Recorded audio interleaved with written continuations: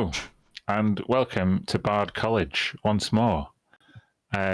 We are back this week after experiencing some technical difficulties last week. So thank you for joining us. We're really hoping to pick up some momentum with this campaign by playing this week and next week, and then being off for 2 weeks. So hopefully you can join us sporadically and on our terms. If you don't remember what we're up to, I don't blame you, but we are in a space prison where our heroes have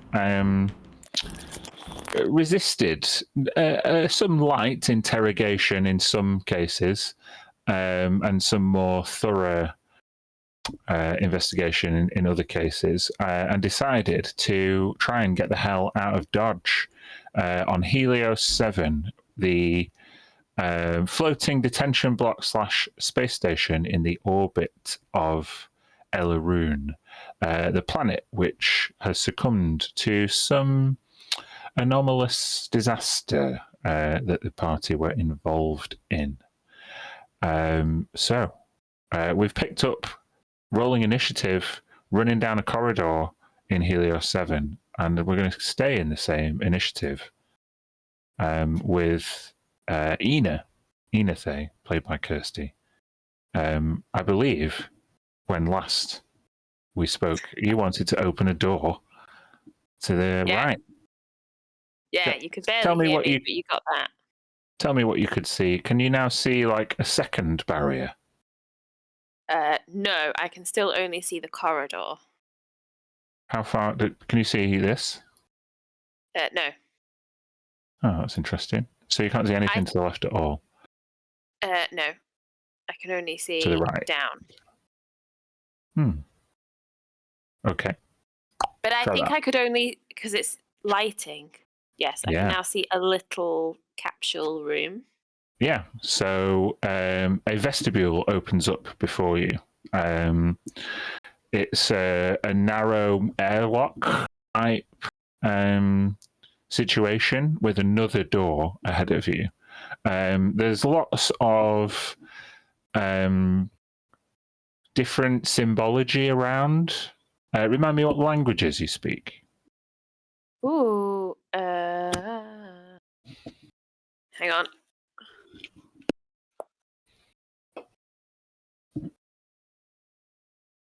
Common and Rendorian.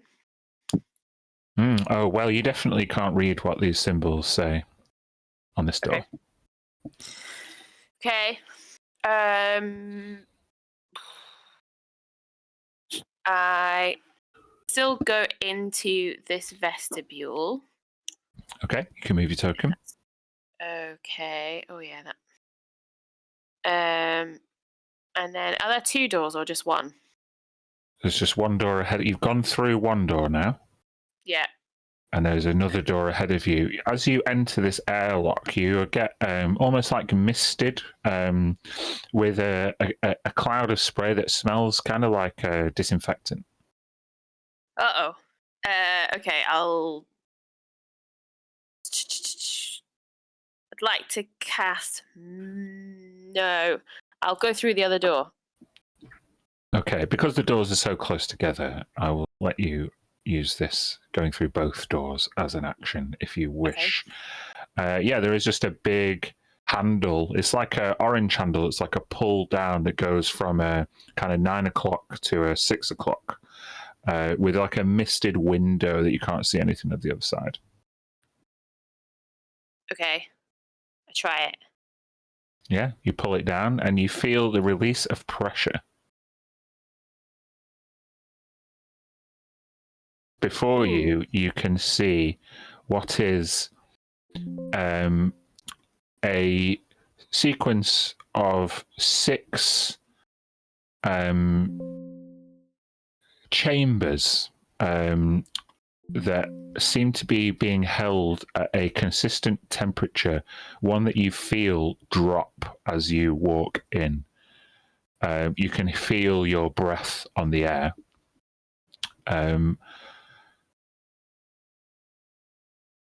You can see that all of the chambers bar one are unoccupied. one of the chambers, the occupied one, seems to be housing an unusual looking creature.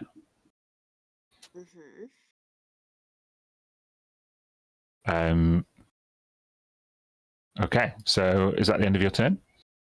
Oh, I would ask what they look like, but if you that's fine. If you want to get a bit closer, I could describe it for you. But from here, it's just a... Yeah, I think that's probably all my movement, but yeah. Yeah. So you can see an insectoid creature. They are... you can see a light blinking on their stasis chamber. And you can see that they are like chittering and moving to themselves. Do you want to make just an insight check for me? Or a nature check? You choose. Okay. I'll make... I think a nature check sounds more sensible.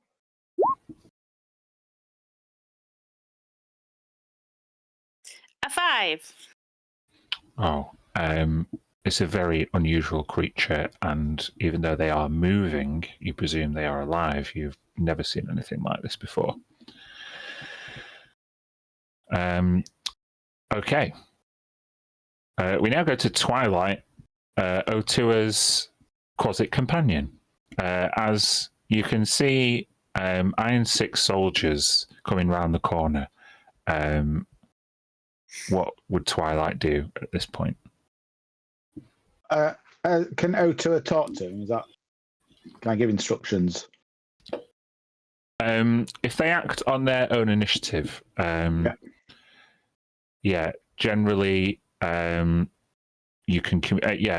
I'll let you communicate with your familiar briefly, as a bonus, not as a free action.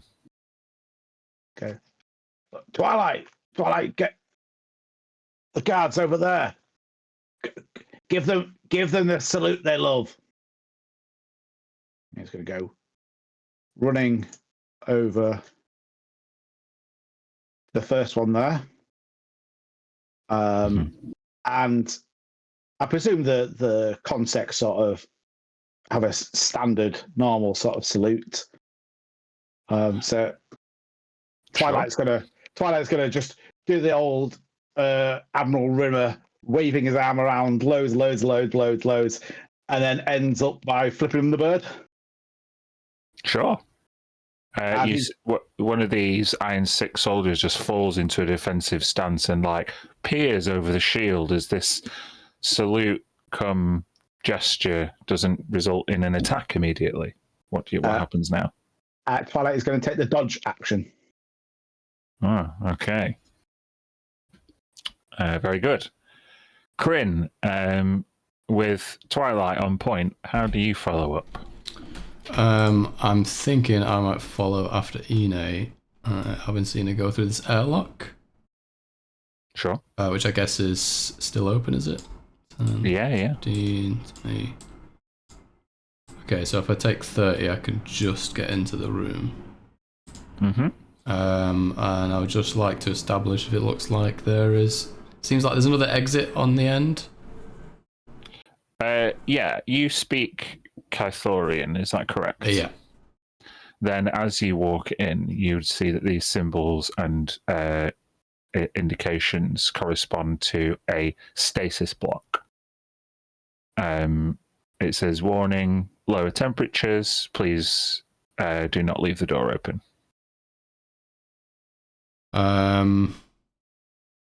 Okay.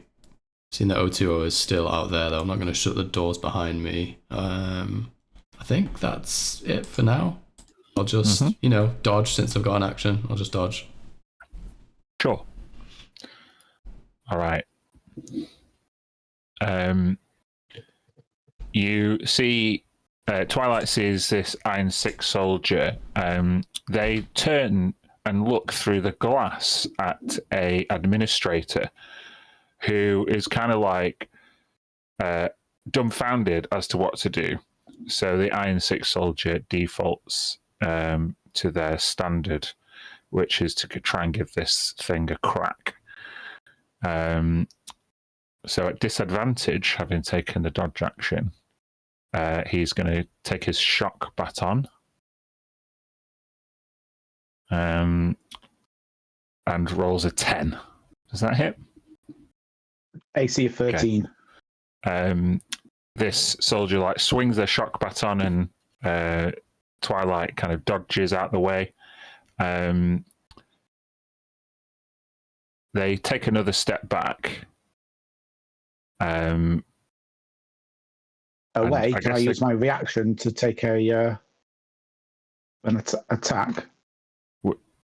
And when I say take a step back, I mean that was for flavor. If they haven't moved out of moved out of the zone, you don't get an attack of opportunity. I think when I say he takes a step back, he kind of looks to his other companions as if to say what to do. And usually at this point he would deploy his shield, but he's going to do another shock baton attack. And this is 16 at disadvantage this time. So egged on by his comrades. The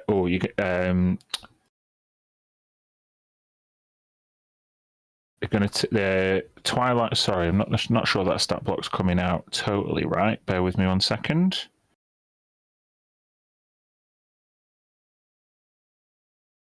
Oh, I guess it is.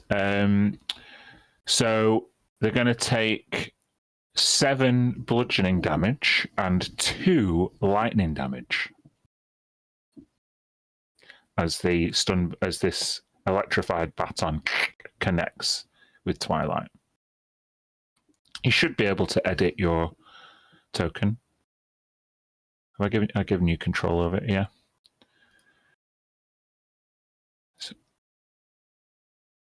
Okay. I've just done it on D&D Beyond, but I'll click on the token and see if it... Yeah, if you do it on Roll20, that helps me keep abreast of everything on the token.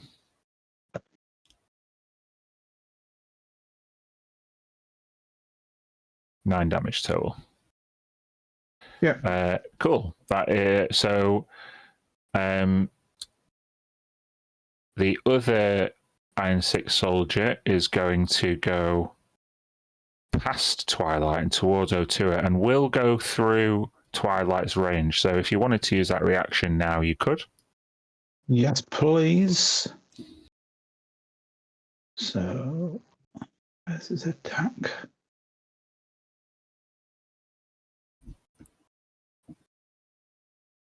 Oh, that's I think that must be the damage. My mistake. Hold on. Let me get his character sheet back up. I actually want the attack first. That one. A 20 will definitely hit. I can just take that damage that I've already rolled there. Sure, 4 damage. Is it what kind of damage is it? He does. God, I wish the character sheet won't keep disappearing.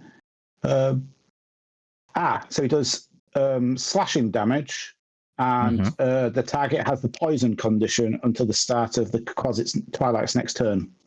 Do they not have to make a save against that? Nope. Oh, okay. I'll just put a little green dot for the poison condition. So, as taking a scratch,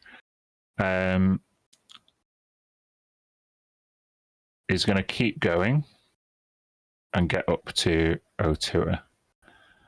And then with his shock baton, it's going to do a poison condition. Is that remind me, is that checks at disadvantage, or is that attacks as well? Disadvantage on attack rolls and ability checks. Cool. Okay, so with the shock baton at disadvantage, I rolled 21 twice. Wow, that hits. Well, it'll be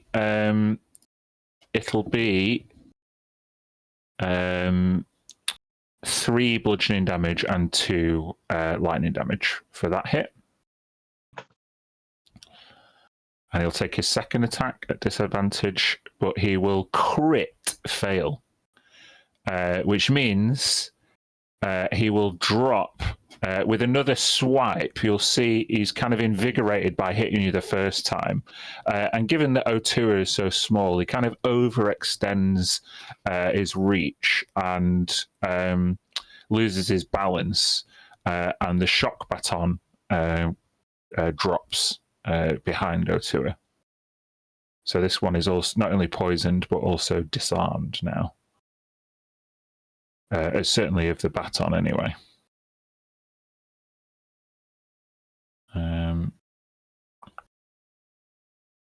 We do that. Okay, there's one more. The third Iron 6 soldier is going to stand about 10 feet away from Twilight. And he's going to put his shock baton in his belt and pull out his carbine rifle. He only gets one attack with this, but he rolls a 16 and does 3 piercing damage as he shoots Twilight.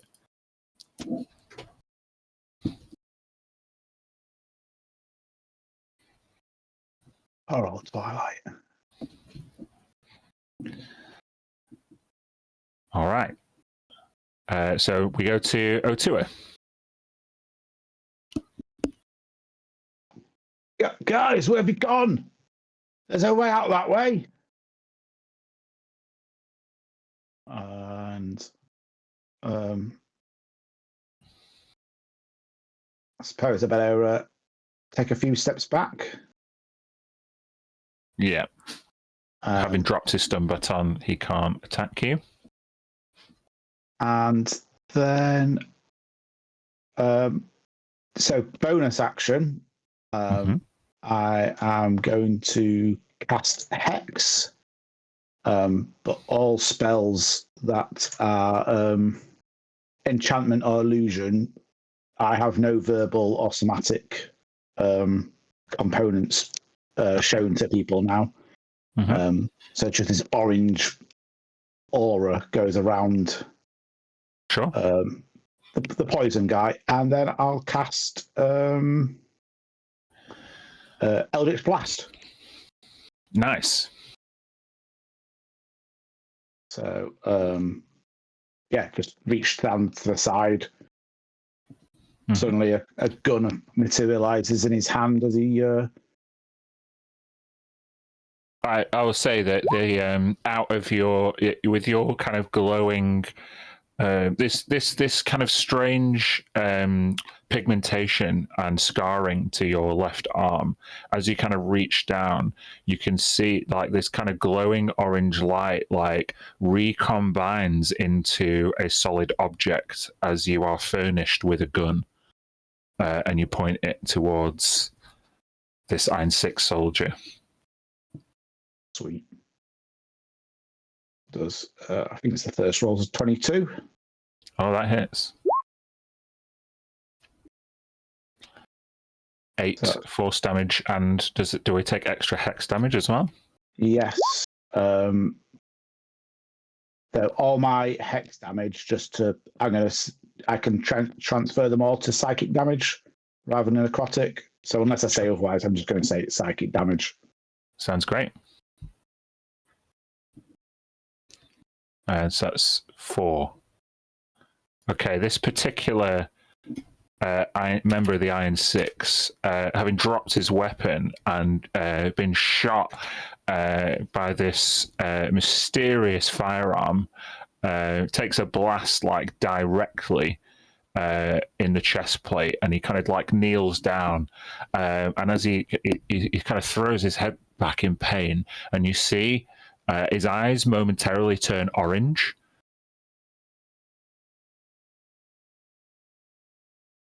And then I think I use the rest of my movement to get out of dodge. So I think I can get up to Kryn. Let's see if I can get past. You hear in your head 020. psionic anomaly detected. I'm locked out of the system.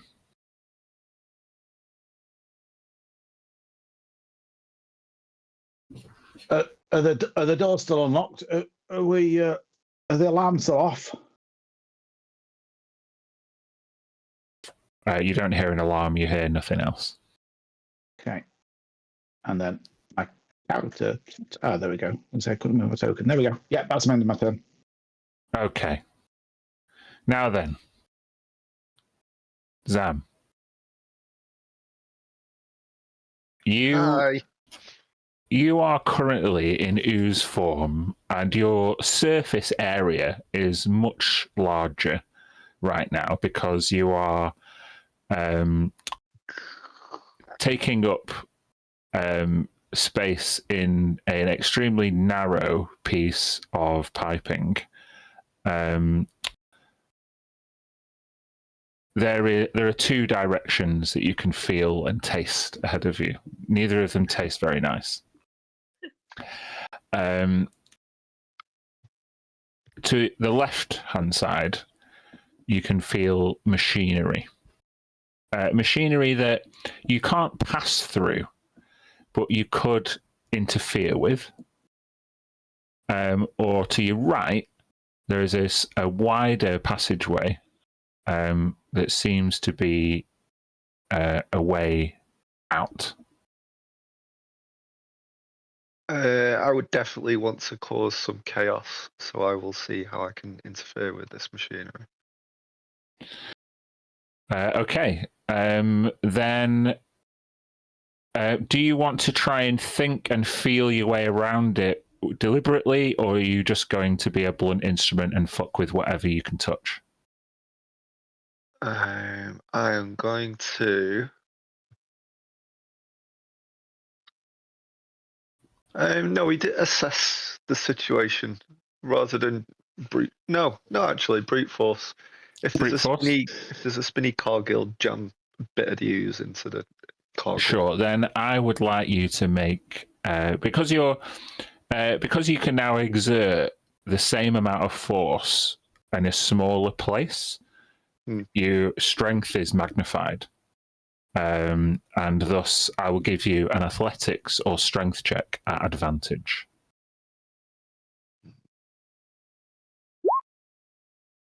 $18. Okay, with an 18, you feel some resistance from this machine, as if there's some kind of seal, and you push through. And at that very point, the tube that you're in begins to fill up with water. And the rest of you hear an alarm. It's not an intruder alarm. It is a malfunctioning maintenance alarm. And only Twilight would see this. But Twilight, the Block C detention block begins to flood. Chaos. And what we see now, I'm going to draw it on the screen. I'm not sure everybody would be able to see this, but we're going to get water. If I can do a shape properly, are you going to let me do it? Yes, you are. We've now got the whole of the Block C corridor. If you can see that, like blue triangle is now flooded. And that is the end of your turn, Zam. Lovely, thank you very much. Okay. Ina, what are you doing? This creature that I'm standing in front of, was it in some sort of sleep? It was moving, so it was very unusual to you, but it didn't, from what you... it certainly didn't look like it was unconscious, for as far as you could tell. Has the alarm that's now going off disturbed it? The light that is blinking on the chamber seems to correspond with a blinking orange light above the door. Uh-oh. I have no idea what this creature is. You've never seen anything like it. Not even in my books. I'll usher over Kryn, who I guess I have seen. Can I use my action to speak to him really briefly? I give it you as a bonus action. It's a free action fit for Twilight and Otua to communicate because they have that kind of familial bond. But I'll give it you as a bonus action. And I'll ask Kryn, have you seen anyone like this before? DM? Do you want to make a... give you a nature or history check at advantage. Okay. Skills. Good at neither of those, but we got advantage. Ooh. 17. Hey. Hold on.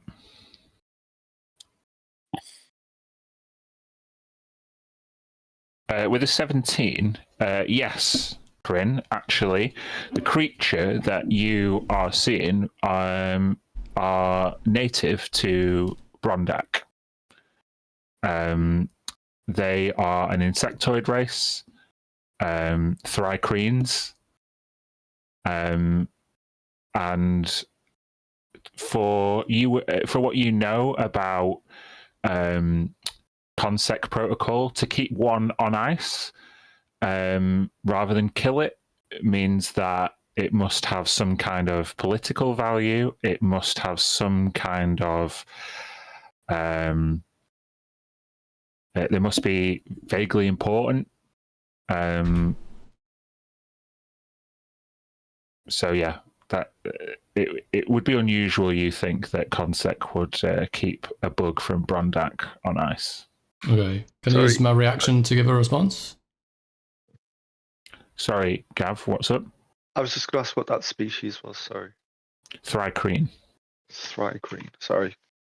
Sorry for interrupting. It's all right. You want to? Yeah, you can use your reaction to respond.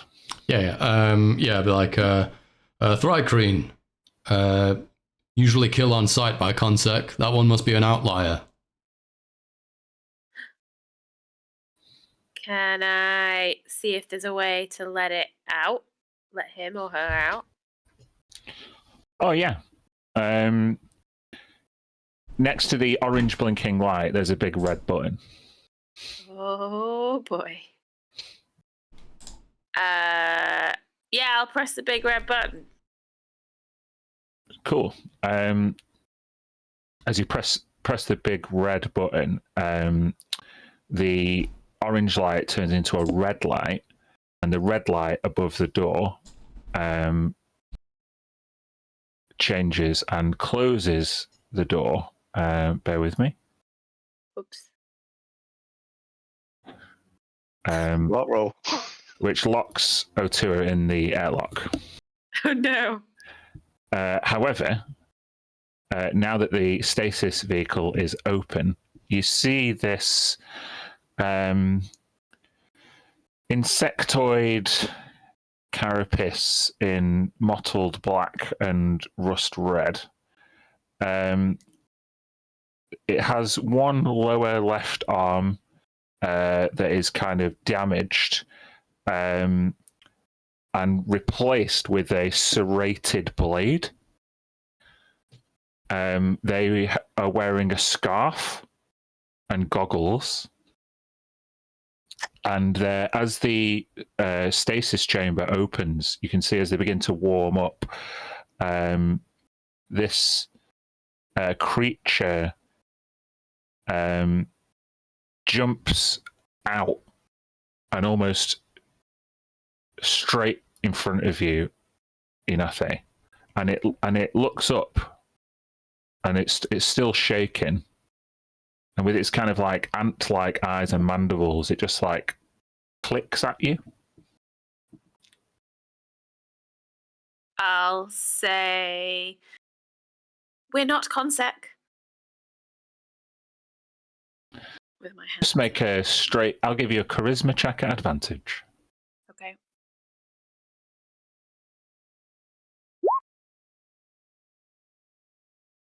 An 18.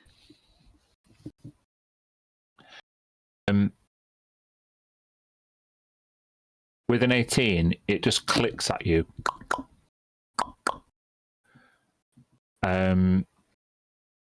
However, whether it's Enethe's natural empathy or something else, you hear.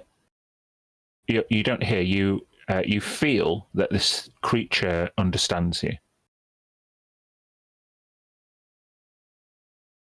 Okay. They are going to join the turn order. Okay. So bear with me 1 second. Add to turn. Can you just roll me a d20 and add 3, please? 17 in total. All right. Then Dresic. Then the creature goes next, which means that he looks towards the door, and you see he kind of produces this one jagged talon, and then points towards the other door. And as a bonus action, leaps 30 feet. Oh. And jams the jagged talon within the circuitry of the door. Cool. And uses his action to open it. When he opens that door,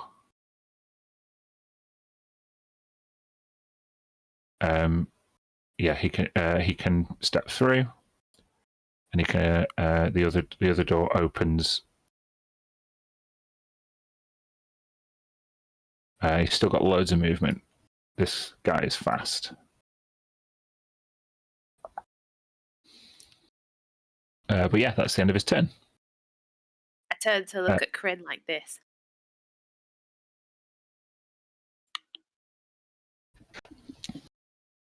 Okay. It's Twilight's go.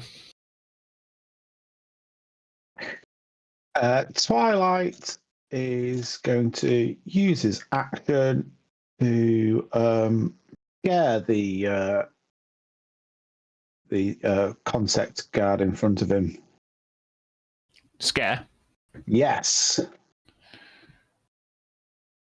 So it's a DC 10. Any creature within 20 feet. Oh, so it'd be Wisdom saving throw. Any creature that's looking at him within 20 feet, I assume. I mean, it says one creature, so just the one that hits him. Oh, one. Okay, so that one. So, sorry, what save is it? Wisdom saving. Sure. What's the DC? 10. Oh, he succeeds. Maybe it's less scary because he's now stood in a puddle of shit. And when you say that's flooded that bit, it's just rising up Yeah, basically, whether it's the toilets or the pipework that regulate Block C, they've overflown and they're all giving out. So yeah, it's just swashing water along the floor. You can see all of the cells are actually it's coming out of all the cells. Twilight would hear the occupiers of these cells shouting and complaining.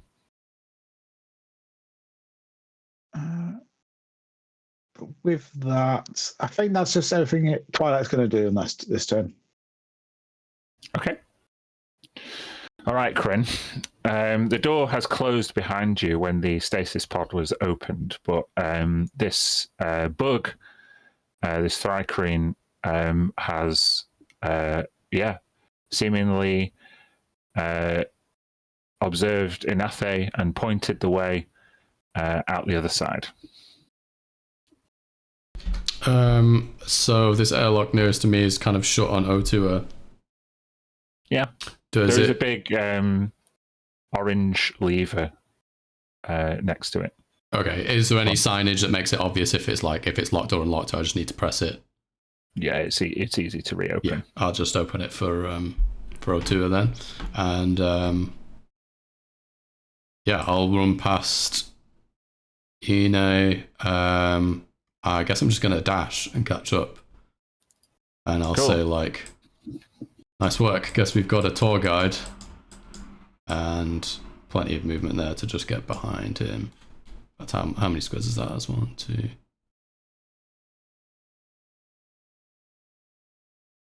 Actually, yeah, just there. Yeah. Okay. Anything particular I can see? I've got a little bit of light. It looks like there's maybe a person on my left. Yeah, you see this creature stops and is curiously inspecting the cell to the left. Oh, okay, it's a cell. Yeah. You see that the cell is occupied by a slight female figure. However, you also can hear the maintenance alarm going off. Okay. Iron 6. Just see if I have any bonus action. Oh, any bonus action? Help with her. Not really at this time, no. Okay. Okay. So,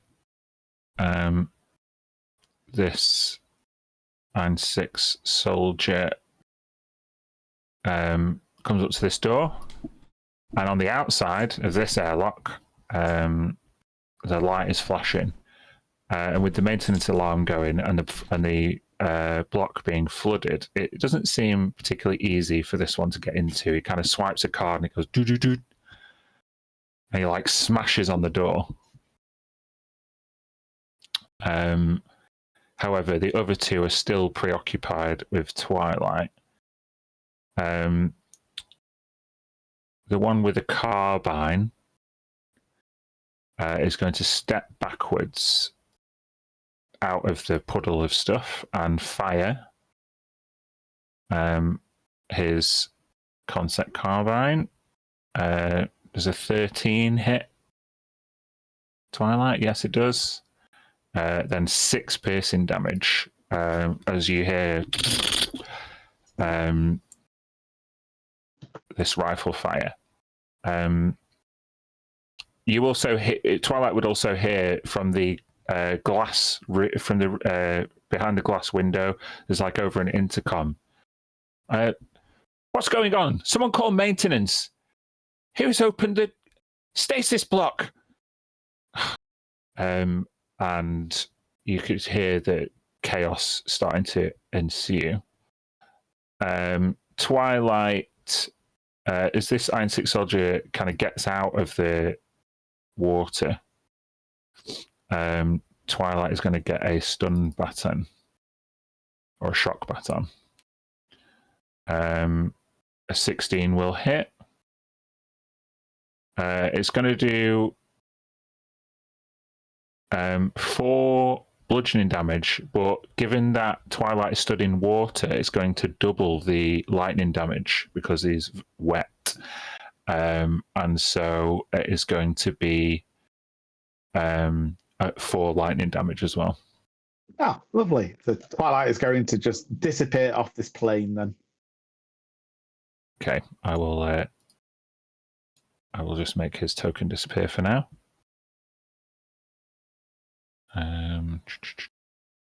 Change layer. There's so many more options in the jump gate. Okay. You hear the Iron 6 soldier kind of gesture to the woman in the threat contained. Where are the others? And you can then, no one else hears there because no one else is there really.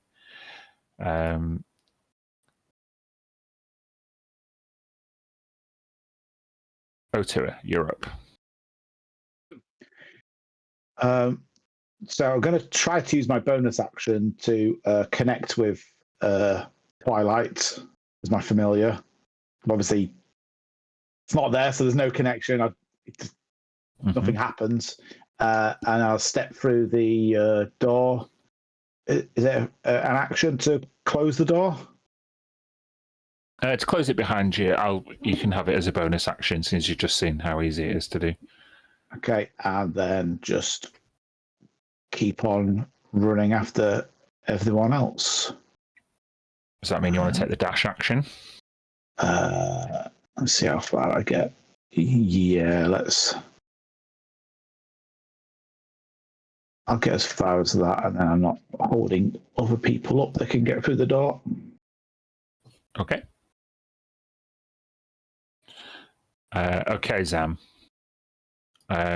You're being pushed by the water flow that you've engineered. You're being pushed the other way, and after a few seconds, you emerge in a cell via the toilet. That it's not the toilet that you went down, but you found yourself via the plumbing in the cell of a prisoner. Bear with me one sec.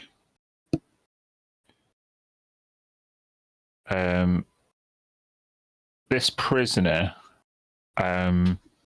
is kind of sat up on a metal bench, cross-legged, trying to keep their feet out of the water. And you can see in this kind of tan, kind of dark red, like tan jacket. He's wearing a grey prison fatigues underneath, and in orange on the jacket, he's got the numbers 882041. They're a half elf, you would say, quite handsome, late 30s, weathered features, various tattoos. You can see he's kind of like wears some like kind of jury-rigged jewelry, just kind of like bits of metal in an ear and around a ring. He regards you curiously and with like a quizzical smile as you emerge in your kind of humanoid form from the toilet. What do you do? I want to do an Ace Ventura when he comes out of the rhino. Like, no. I would turn to the guy and say,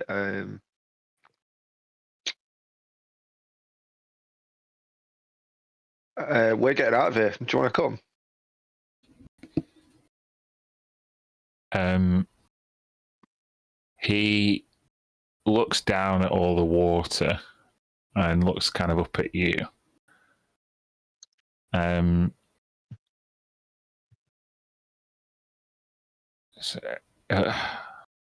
all the people I expected to bust me out of here, I didn't expect them to come out of the toilet.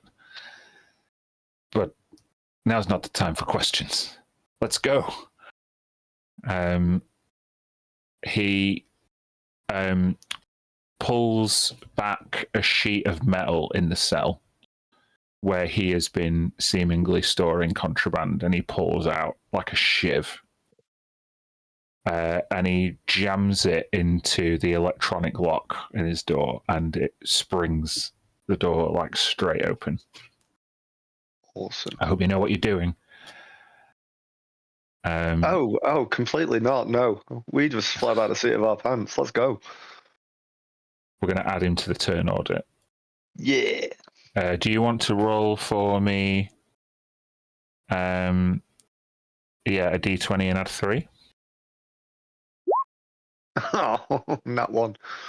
4. That one's 4. Okay, bear with me. Means he's going next. Makes sense. Is that the end of your turn? Yeah, can I move at all? The lighting is a little off for where my character is. Yeah, there's not a lot of light where you are. Okay. But yeah, you can you not? See if I can move? I can move, but I can't see if I can move like north or east or west. Or... Let me just try something. I think we should, given that the maintenance alarm's going off, we'd probably have at least some dim light in, like. Oh, that's much better. I can see the guy now and everything. Yeah, I couldn't even see him before. Cool. And there's a door to the north and it's open. Yeah, Talon is just, or this guy has just used his shiv to open it. I've revealed two names by accident. Never mind. It's because they're in front of me, and yeah. So yeah, he's going to have used his reaction to bust the electronics inside. Can I step into where it says Block C? Yeah, I can't seem to move my character up one. Yeah, you should be able to. Yeah, it's. Oh, I've locked you in a cell. Hold on. Give me a sec. I think this is because of the lighting layer. This is new. Oh yeah, it is. It's treated like a window, so the only person who can get you out is me. So I'll do that. There you go. Awesome. And I am looking for the open all cells button that is obviously going to be lit up with an arrow pointing at it. Do you want to make a perception check? Yeah, I'll do that. 16. Okay. With a 16, you do see lots of controls, but they seem to be behind the glass of the onlooking consec analyst who is looking at you with a bewildered expression. There's a door both to the left and right of that kind of observation room. I'm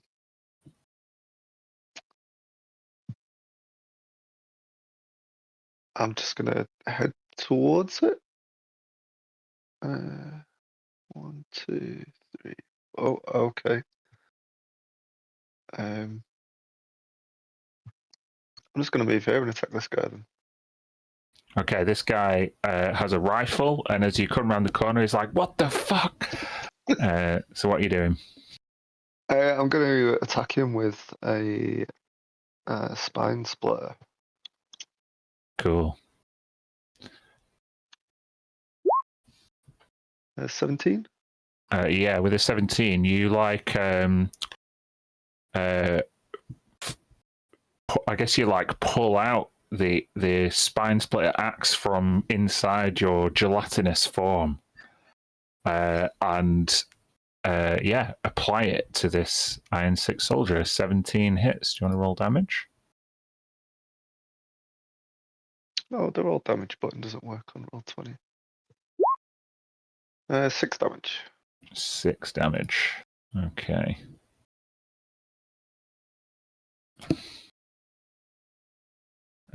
Yeah, they don't get the shield up in time as you kind of withdraw this kind of jagged looking axe, or is it an axe or is it a pike? I can't remember. It was a glaive, I think we decided. Oh, glaive, yeah, this kind of long glaive. You like jam it down. They can't get the shield up in time, and yeah, they kind of drop to a knee. Okay. Cool, that's me. End of your turn. All right. Well, now it's this guy's turn. He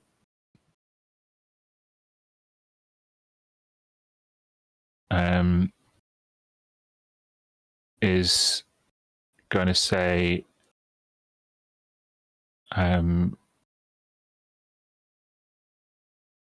oh, not that way. He's going to use a bonus action called Rallying Shout. Gav, I'd like you to roll me a d8 and add 5.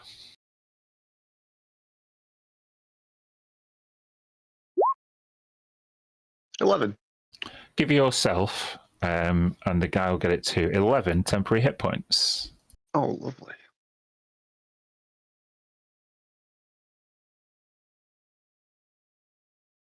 Come on.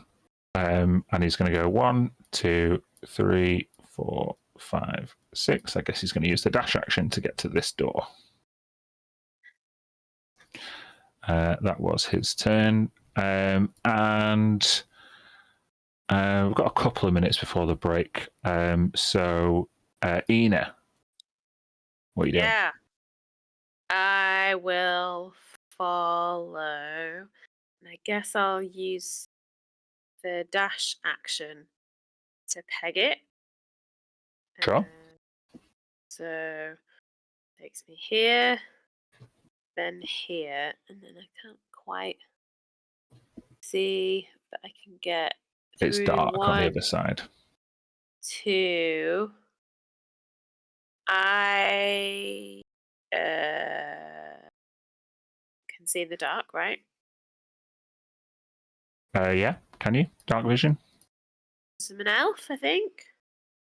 Okay, sorry. You should have. Is it 60 feet of night vision? Yeah.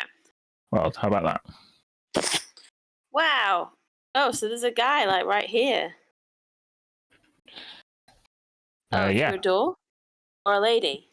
It's a lady in a cell. You've entered a row of. You've entered block B, which you'd be able to see with your dark vision.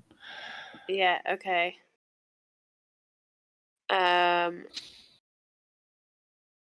Is there any way for me to let her out? Oh no, I've dashed, so I've used my action. You've used your action. I'll stay where I am. You see that she's come forward and she's holding onto the chains. She shouts at you like, "Is this serious? Do you guys have a plan?" Yes and no. She looks interested, but also gravely concerned, as in she'd been thinking about this for a long time and she's almost apprehensive that the moment's finally here. She says, the more people we can free, the easier it'll be.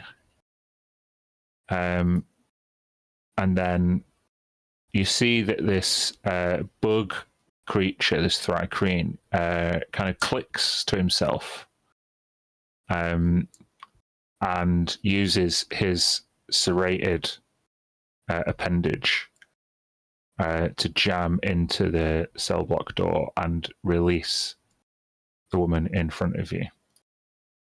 As the door goes up, she steps out. She's in prison overalls.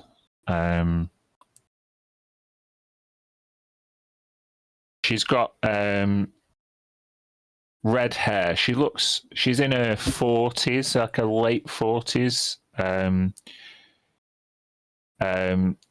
number is 541229004. But she's scratched it out, and over the top she's just stained the letters D and D. She's kind of wiry, but as she steps out, she grabs hold of the door and makes sure it doesn't come back down on her, and you can see her right arm is entirely mechanical. And she forces the door back into the kind of roof as she kind of acknowledges the bug's hard work. She's got tattoos that run along her neck and arms, repair diagrams, runic symbols, broken circuit patterns, and her prison garb is patched and repaired to tell you that she's been in here a long time. I'm going to add her to the turn order.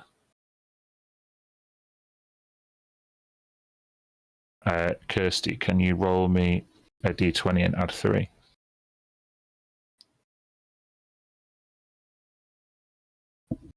21 in total. Cool. I mean, she's not going for a while. She looks at you dead in the eye and says, I'm not leaving without Latch. And she points to the cell next door and Talon. Okay. And at that point, we will go to the break. So thank you very much for playing. This prison break has begun. Will we survive it? It's certainly accumulated a couple of allies already. All right, we will see how this resolves shortly. All right, see you soon. Cool. See you in a bit. Thanks. Like.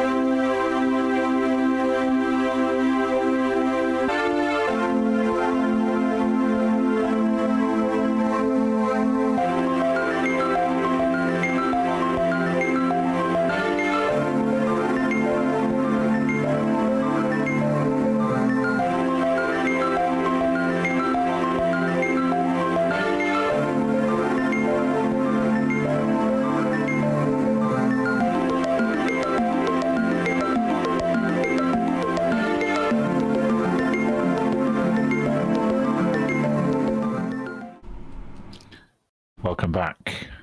We're here again. Are we breaking out of Helios 7? Are we fleeing? Are we fighting? Let's find out. It is the bug creature's turn. Drezik. He's opened a door for this female prisoner with a mechanical arm and seemingly is going to bonus action jump again. 1, 2, 3, 4, 5, 6. And then he's going to 1, 2, 3, 4, 5, 6 for his movement and bonus action dash, go around the corner. Twilight is out of action, so it falls to Kryn. Okay, obligatory player statement. I also have dark vision. Hey! Sorry if I've not activated that. It's alright, I wasn't even sure if I had it until I checked. 30 feet? It's 60, I think, yeah. 60 feet. There you go. Was it always 60 feet, or is this new rules? I think everyone's just... The new rules is just everyone gets fucking 60 feet of dark vision. Yeah. Some people get 120 feet. Jesus. Okay, but this door for this prisoner on our left is open now by the Thrycreen. Yes. Okay. She said she's not leaving without Talon and Latch, and points to the cell next door. Right, got you. Let's just see. Do I want to be casting something here?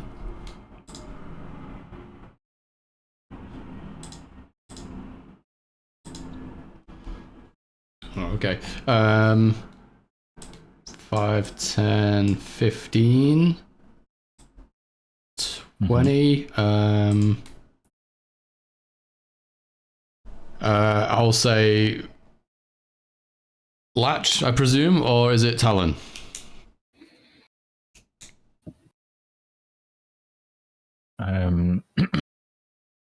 She looks disdainingly and says, Talon's the half-blood with the tattoos and no taste.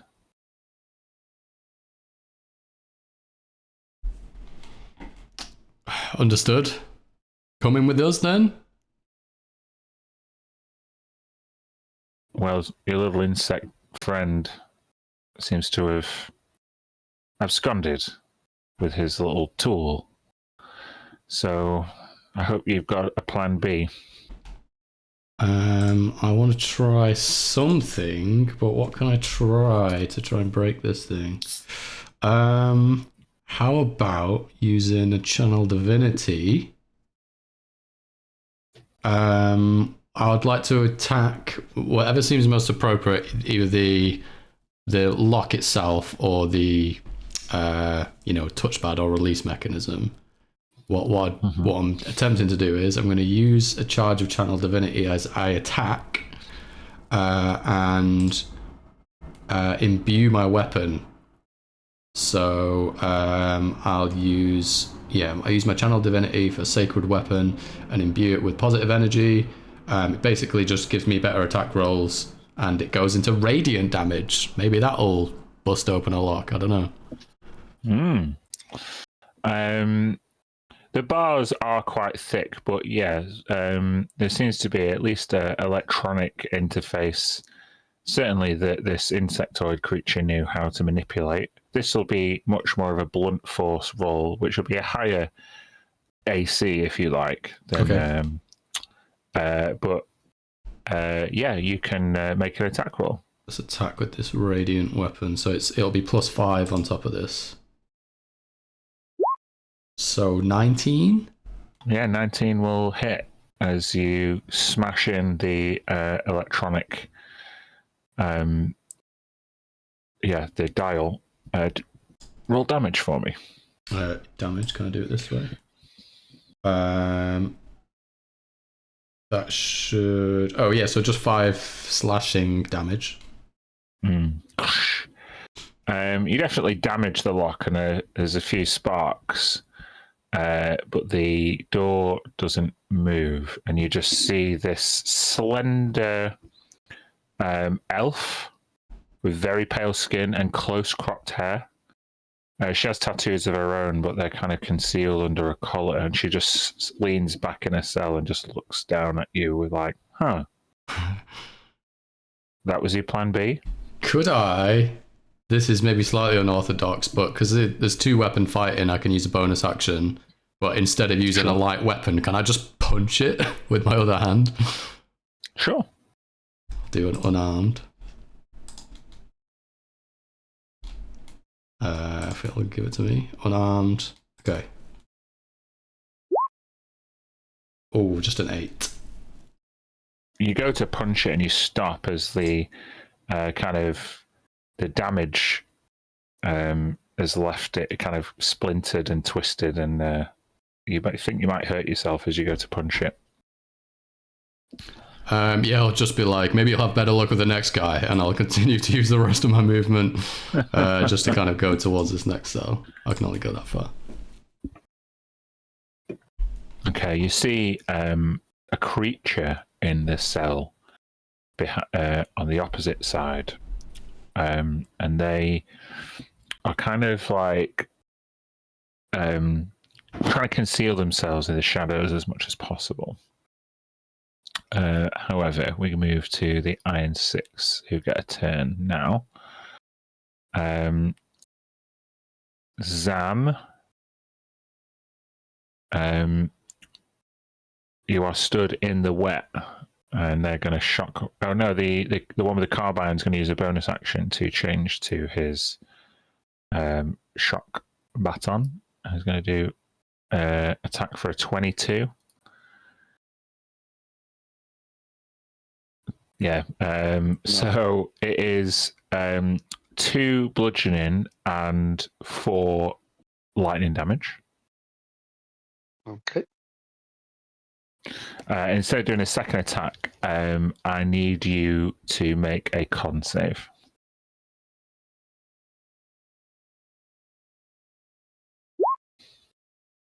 Oh, 5. Okay. You are now stunned until the end of that Consect Soldier's next turn. Lovely. Stunned condition means you can't move and you can speak only falteringly.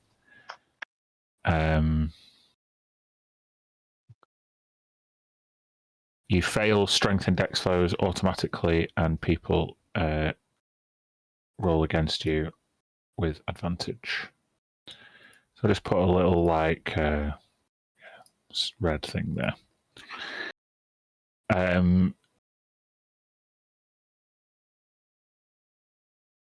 The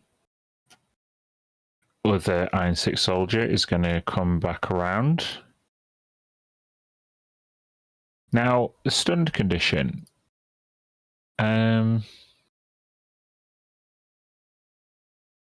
It doesn't actually say you don't get a reaction. That's weird. To me, we've come across this before, haven't we? Where if you're stunned, should you get a reaction? But technically, Zam, if you want to use an attack, you can get the one who's just kind of come in and out of your range. Yeah, it says he's incapacitated. Sorry, can't take action or reaction. You're right. You're right. So yeah, can't take it. It should just say that, to be honest. Here we go. Sorry for jumping in, Dan. No, that's fine. You're right. I welcome rules corrections all the time. We learn together. So this one's going to produce his Consect Carbine and shoot down the corridor at this absconding prisoner, and they're going to hit. And they're going to do 11 piercing damage. Yikes.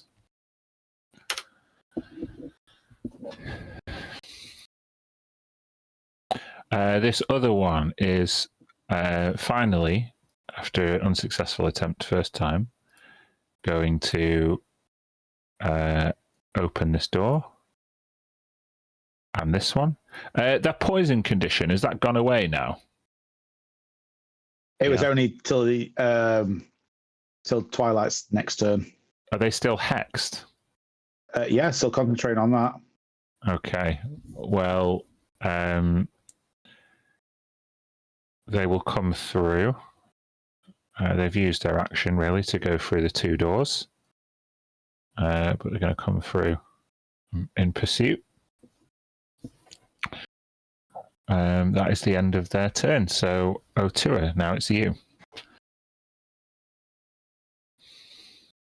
Guys, what's the plan in there? And it's Eldritch Blast, the guard approaching me. Mm-hmm. 15. Oh, yeah, that just hits. That's... Oh, nice. 14 force damage. And 30 psychic damage.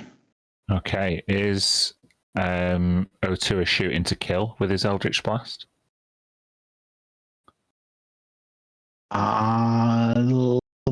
Let's go with no for the time being. Okay, how do you render this soldier unconscious?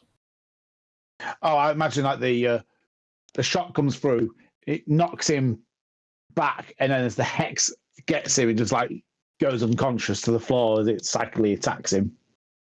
Sure. I wish Roll20 would have updated these stupid symbols that mean absolutely nothing. But we're just going to put a little symbol on them there. When he goes unconscious, I assume the hex disappears. It does, but I'm still concentrating on it, so I can transfer it with a bonus action. Okay, cool.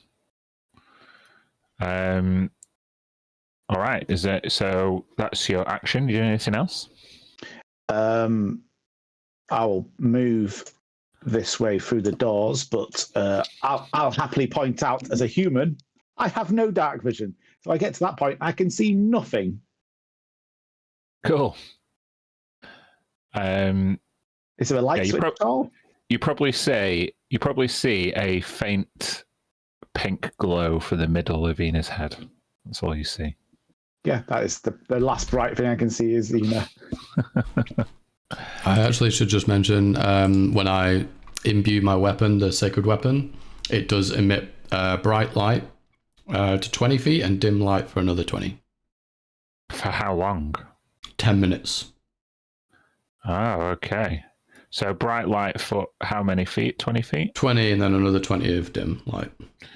Okay, so it might get a spotted. Otua, you can see the glowing longsword of Kryn. Mm-hmm. What color is it glowing, Kryn? I think it's maybe just a slight bluish tint to an otherwise very piercing white. Cool. So it's a lightsaber, basically. Yeah. Sweet. Is that the end of your turn, Craig? Nice one. Zam. With my dark vision, I can see how stunned I am. Yes, you are. At the end of my day. Sorry about that. It's all good. Okay. Talon, the guy, the prisoner that's running away is under fire from the Iron Six, and he doesn't have a weapon himself. You see him. He exchanges words with a prisoner. This other prisoner kind of goes to the edge of his cell. And it's like he says, Talon, I know we haven't always seen eye to eye, but if you're going to die in this corridor, you're going to let me help you, and then you're going to owe me one, finally. And you see him kind of like dodging and darting, trying to avoid the gunfire. He is going to try and use his action to get through this door with his shiv but these doors are quite a lot more secure than the cell doors. So, Gav, would you mind rolling me a d20 and adding 2?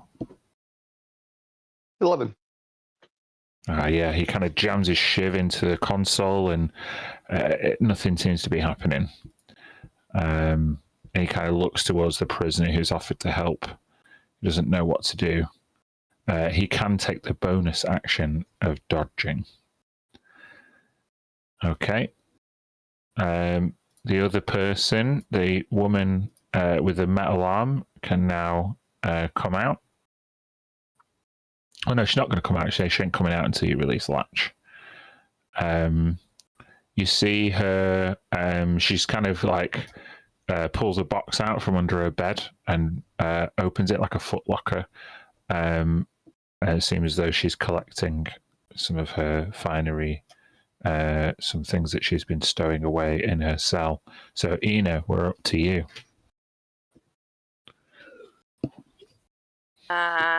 Yeah. Oof. The woman in front, no one's tried to bust her out yet, have they? The woman, what do you mean? No.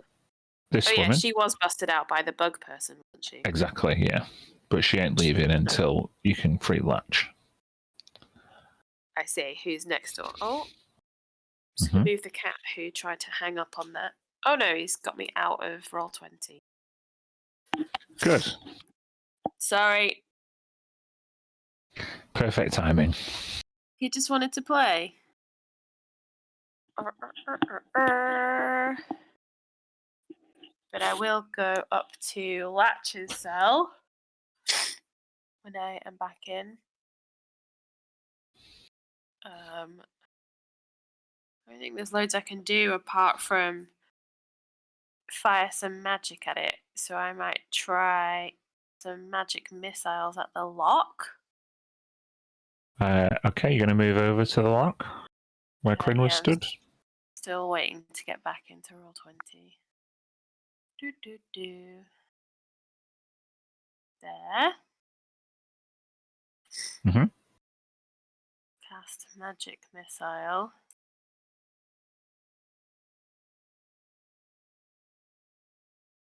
For 8 force damage? Yeah. Okay. Quinn did 5 before.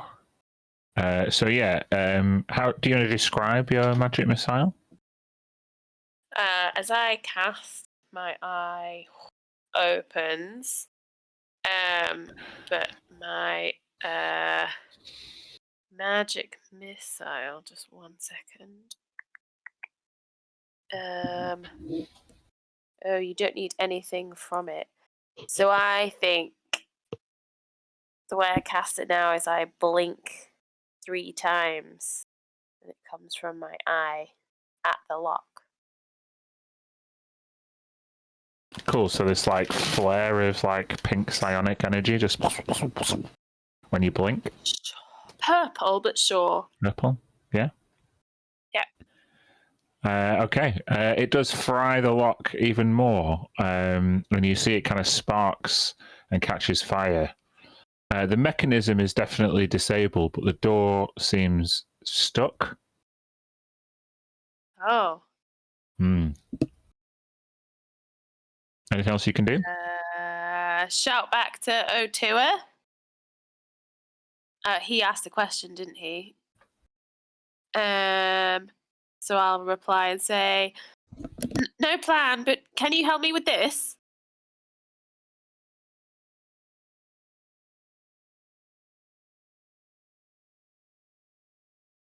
Okay. Bugman is nowhere to be seen. So, Kryn, we're back to you. Okay. I'll go over to this door then. And I think we'll just immediately try basically the same thing, but I'm going to hold my weapon with 2 hands and really give it a good shot this time. Mm-hmm. Attack. Plus an extra 5. Oh, 13? 13 hits the lock, yeah. Oh, okay. Damage. 11. We'll 11. Say I can choose Radiant, which I guess I will. Is that 11 so to all Radiant damage? It allows you to choose whether it's slashing, whether it's normal damage or Radiant damage. Yeah, you have a laser sword at this point. Yeah. Feels like, yeah. So yeah, you kind of smash the lock.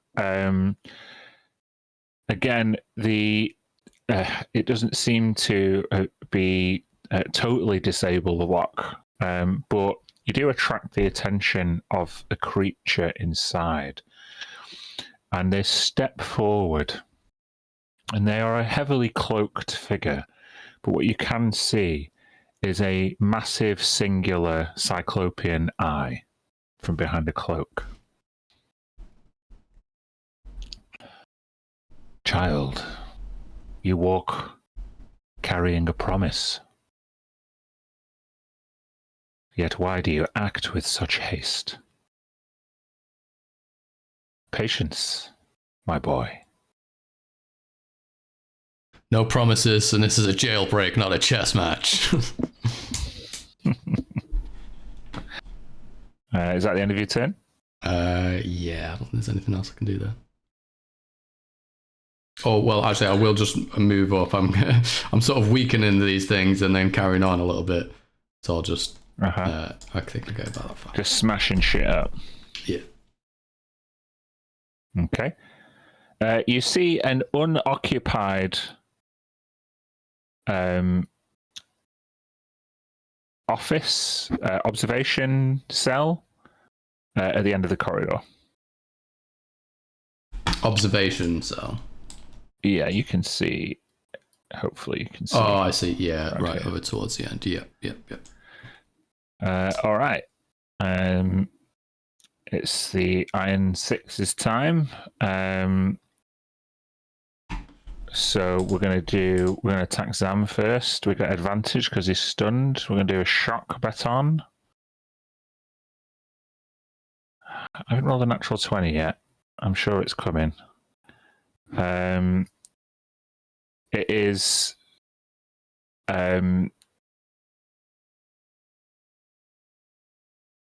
2 bludgeoning damage and 4 lightning damage, double lightning damage.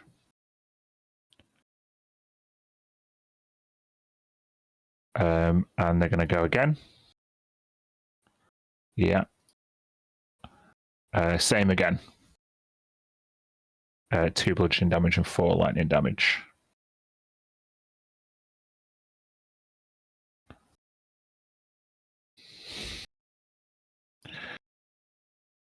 This Iron Six soldier is going to close the distance. 1, 2, 3, 4, 5, 6. Partially dash to get to about here, and try and command the escaping prisoner to halt. They're going to use a bonus action. You see, perhaps this prisoner comes with some kind of reputation, and thus the Iron Six soldier brings their shield forward and slams it down, and it opens up into portable cover. This Iron Six soldier now has +5 to his AC facing that way. And he, I'll just try and see. Yeah, he says to the prisoner, bear with me.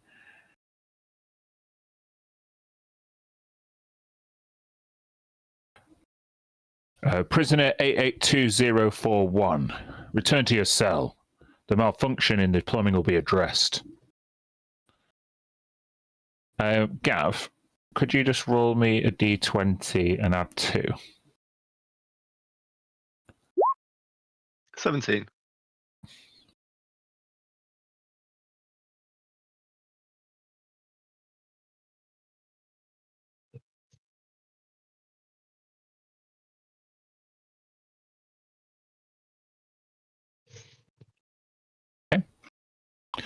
So that's that.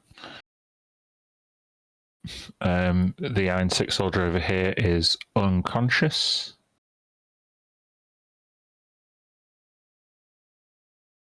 Hold on. Why do you forsake me?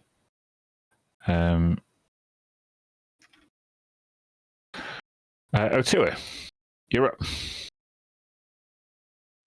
Okay, so Otua is going to head over to what Ina's looking at.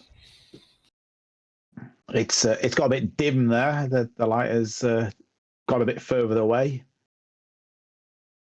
I'm looking at a broken, like, the console in front of the cell to activate the door seems to be completely broken.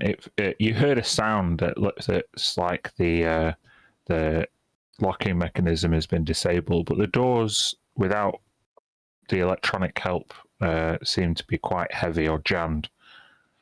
Do the doors like go upwards or to the side? Yeah, they go upwards. They go upwards. Okay, and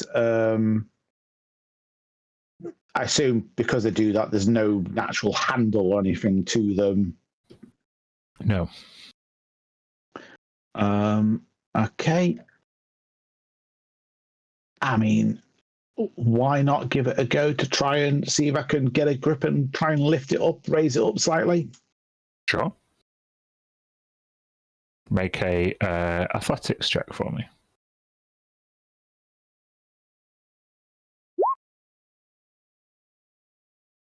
Nice. With a 22, you leverage your low center of gravity against the bars and thrust the door about halfway up. Even at your full extension, you don't get the full height of the door being open. And this very tall elf, she's very grateful to be released. Could you roll me a d20 and add 4? 20.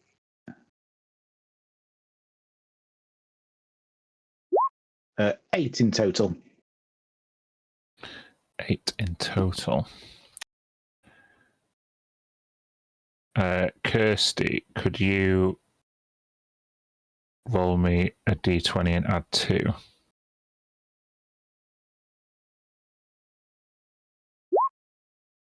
Also 8 in total. Okay.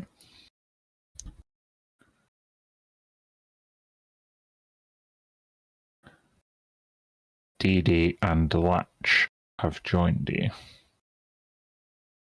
Cool. I'll turn to Ina and say, well, I've got this. What? Are we just letting everyone out? Where's Sam? We can't find him.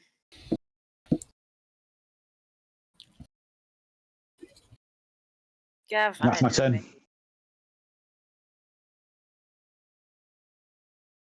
End your turn. Okay, well, Dee Dee is going to be coming out. Well, if he's running to the Iron 6 without any weapons, he's as good as dead. Out here and to the left, should be able to procure something. Keep an eye out for more soldiers.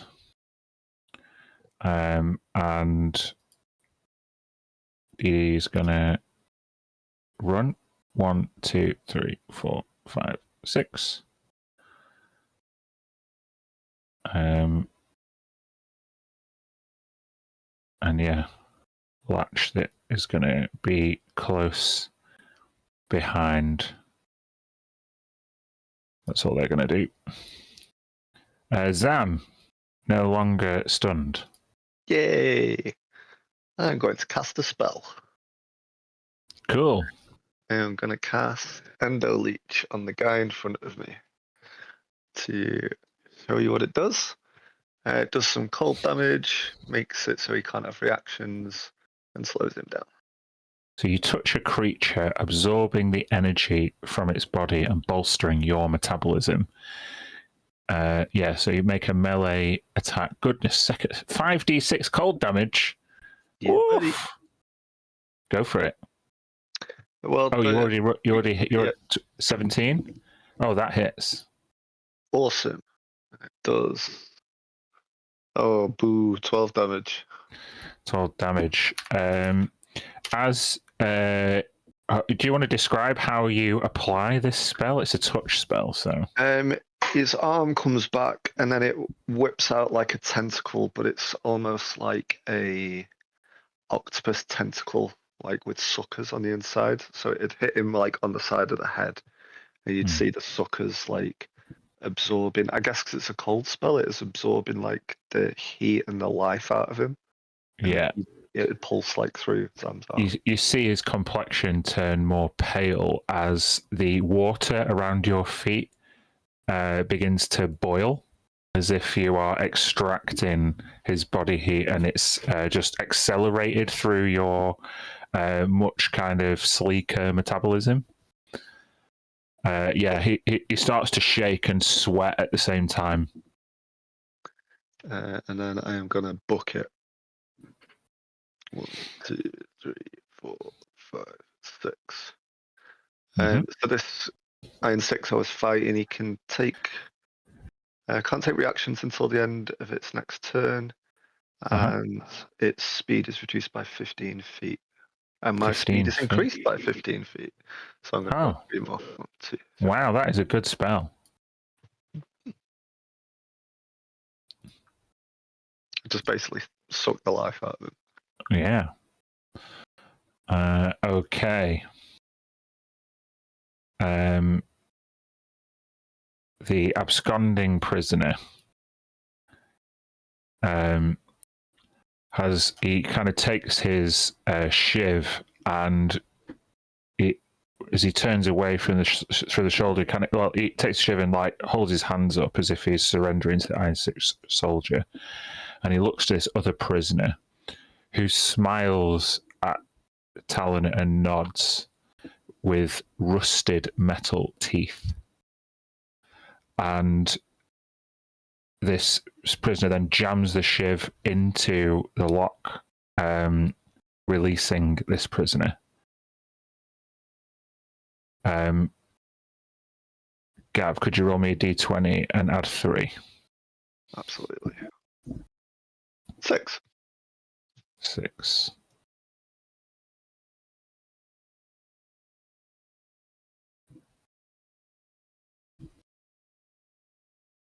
Okay.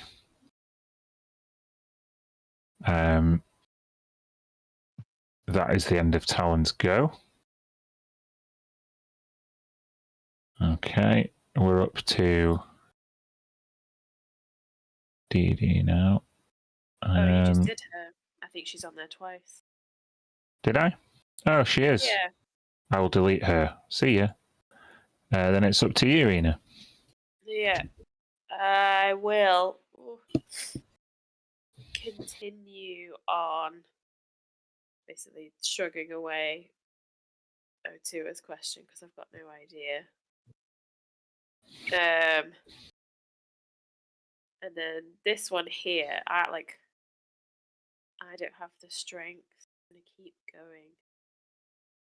And maybe I'll use the dash action to get even further ahead and try and catch up with the bug creature.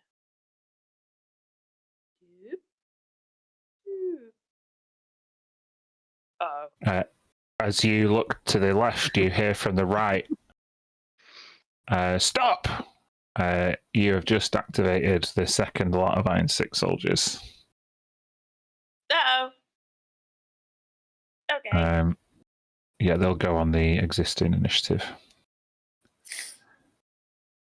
Okay. What you guys don't see is as the absconding prisoner in the flooded cell block has released somebody else, you hear a shot. A makeshift blunderbuss eviscerates the Iron 6 soldier from the side who was holding his shield out to the front. But yeah, you would hear a scream and a blunderbuss shot. Kirsty, can you roll me 3d8?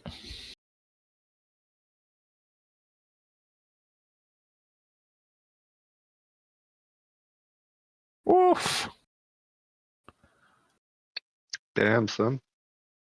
Yeah. Okay. I'll leave that there. Leave that there. Kryn, you're up. Oh, go on. Could Sorry. I use my bonus action to do something? Yeah. Seeing these guys, can I use my starlight step to blink myself back into this room to tell everyone what's going on? Into which room, sorry? The corridor that I was in Block B. Yeah. I have to be able to see it, but I think I can see it. Yeah. 300 feet. And I will Sure. tell everyone that there's more guards around the corner. Okay. Thank you. So you like gone down the corridor, they've gone stop, and you've gone whoop and disappeared. Yeah. I like Blink of starlight. Awesome. It's now Kryn's go. You see Ina reappear behind you and tell you that there are guards at the end of the corridor. Okay. Thing I want to do, but I can't do it just yet.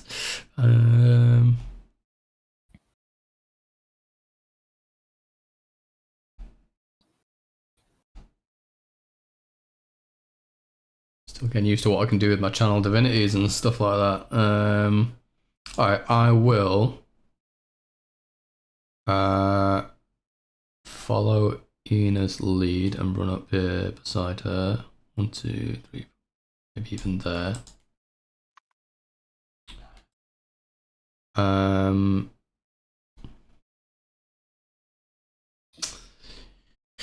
Yeah, I will just take the dodge from there and just hold there. Okay. The Iron 6 soldiers now go. This guy. 1, 2.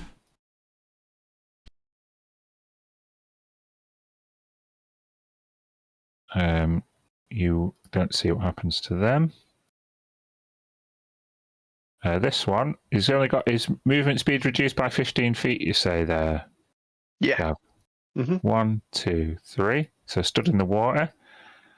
He's like freezing because he's got like no body heat right now. You see his like teeth chattering. He just pulls out his carbine. I'm going to give him a shot at disadvantage on Sam because he's freezing. Cool. Let's see.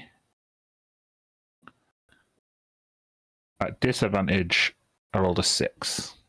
Yeah. So you just see him like spray his carbine bullets around the corridor. Okay, that'll be the end of that condition now. Otua. So I presume I should be stood there holding that open. Yeah, you should be. Mm-hmm. I can't see any creatures or guards approaching. Ina's just reappeared in front of you and told you there are some at the end of the corridor, but yeah, it's a lot of good to you when you can't see that far. Yeah, it's strange. It is lit up at this end. Is it supposed to be lit up at this end? Yeah, there are some light sources at the end. Yeah. Okay. So, well, I'll drop the door. Come back a few steps, and then can I hold an action to shoot an Eldritch Blast if a guard comes around the corridor? Yeah, through a crowd, it'd be at disadvantage. Okay. Okay. And your turn? I say my turn, thank you. Okay, so now Latch and Dee Dee are unarmed.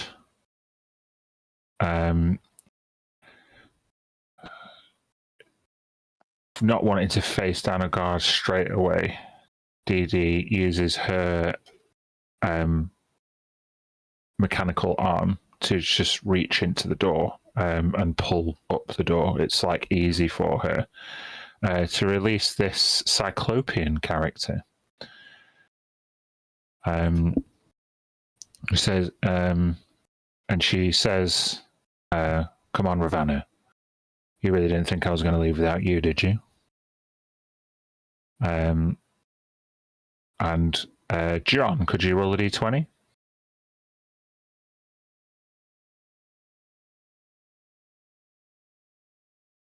Nothing to add this time. 16.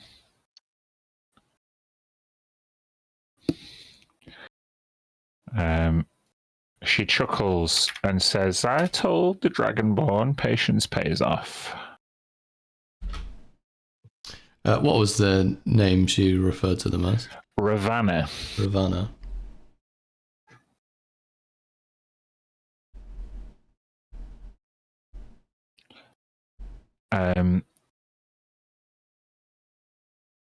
Latch turns to Dee Dee and says, "Huh. The elf's got a neat trick." "Me too." And instead of disappearing in a veil of starlight, she disappears in a fold of shadow. Disappears over here. And then seems to not fully kind of reappear. It's like she's a dim or darker version of herself, and she takes the chance to go north. Zam, you're up. This guard here with the cross, is that eliminated?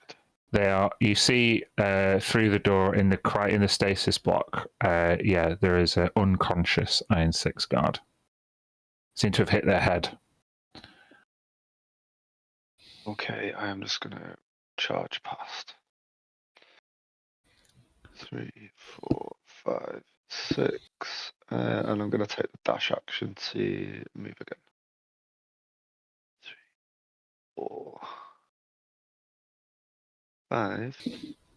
And because I think I'm being chased, I'm going to duck into this little cubby. You hide behind the stasis pod? Yeah. Cool. And that's me. All right. Hear a few mechanical rumblings.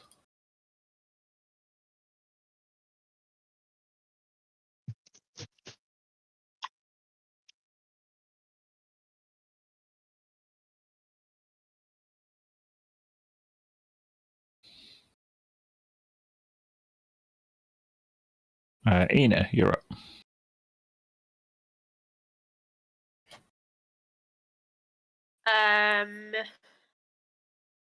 Could I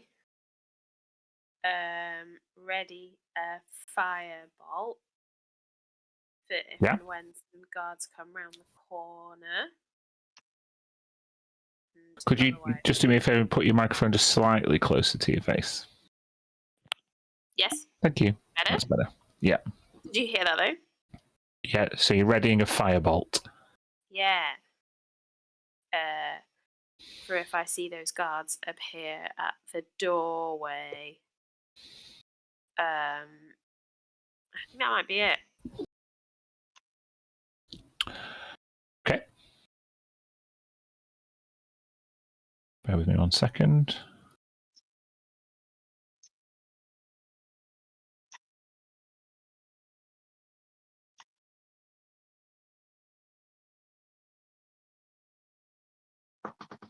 You hear the rumblings of gunfire to the north.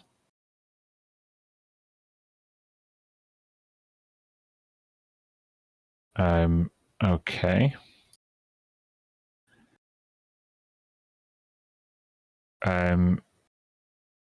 Ravana is going to step out of her cell.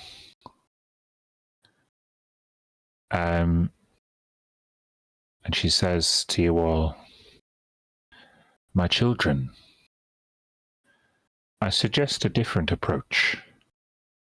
And as she pulls her hood down, you can see she grows in height as she straightens her back. She has these high cheekbones and kind of long, sharp teeth, and these kind of spines, like porcupine spines, that come out of a kind of mottled, kind of rough patches on her back and arms. She has long arms with really long fingers and this cyclopean eye. For those people who are well versed in D&D, she resembles most a Nothic. And using her magical eye, you can see her glowing green pupil and kind of narrow slit of black almost goes inverted, and the slit becomes white and the pupil becomes pink as she casts Pass Without a Trace on you all, or in the vicinity. So anyone within 30 feet of Ravana will get a +10 to a stealth check. So, Kryn.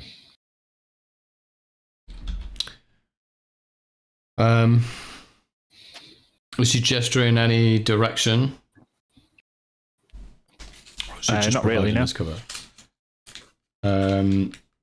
I'll just sort of openly to all of our companions, which way is it going to be? In left or right? Do we go back through the airlock, or do we carry on up the corridor?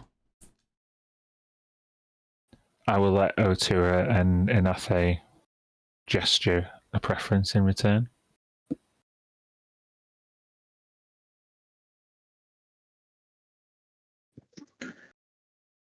Any DD or Talon? Any inkling from them?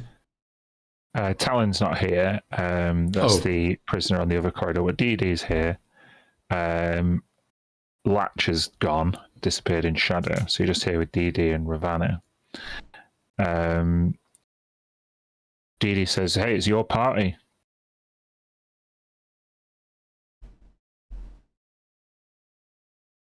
All right, to hell with it then. We'll go and we'll approach the guards. Which I will dash to do, I guess. 2, 3, 4, 6. I'll get into the corridor. In fact, I'd probably go up to the edge like this and peer around and use the wall as cover. Sure. Yes. So you're just seeing what you can see? Yeah. Yeah, I've already dashed with my action, so... Yeah. I'll give you a perception check. Perception check. Massive +1. 12. Which way are you looking? North or south? South, as he peers his left eye around because he's missing his right eye. Sure. Oh yeah, you can see 2 Iron 6 soldiers coming down the corridor. Okay. And it's their turn now. Yeah, maybe I give some symbol, like, a 2, and point to this direction. Sure. Given that you were peering around the corner, I'm going to give you +2 to your AC. Yeah, okay, great, yeah. All right. Nice. This one is going to fire their carbine at you. A 10 is going to miss. That's going to miss. This other one is going to go in front. Bonus action, deploy their shield, which is a +5 to their AC. And also point their carbine over it. Where's that stat block just gone?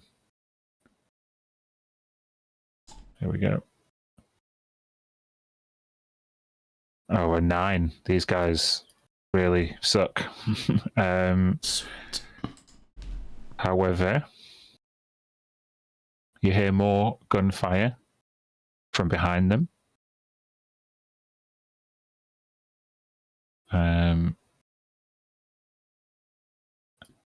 And this guy, 1, 2, 3, 4, 5, 6. He's going to action dash. 1, 2, 3, 4, 5, 6. He's going to see his buddy and be like, what the fuck happened? And he's going to bonus action drink a health potion, which is just like a stim pack. What a bitch. Yeah. Gav, can you roll me 2d4 plus 2?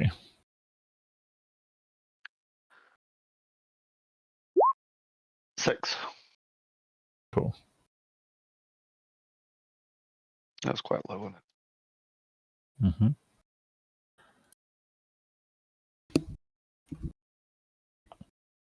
Cool. Right. Otua.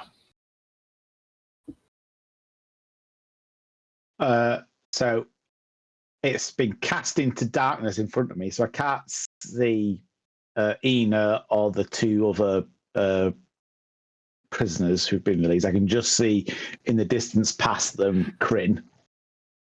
Well, yeah, in fact, there is a magical veil of shadows between you and Kryn, so you probably wouldn't see very much at all in that corridor. But I would like, all this is for nothing if we don't find Zam. And I turn around, I see so I can see the guard who's just come running up and the guy who's just stood up again. Oh no, he administered the health potion to himself. Oh, he didn't help his friend. Okay, no, not yet. So I see the guy who's just come running up. Bonus action Hex on him and Eldritch Blast on the same guy. Cool.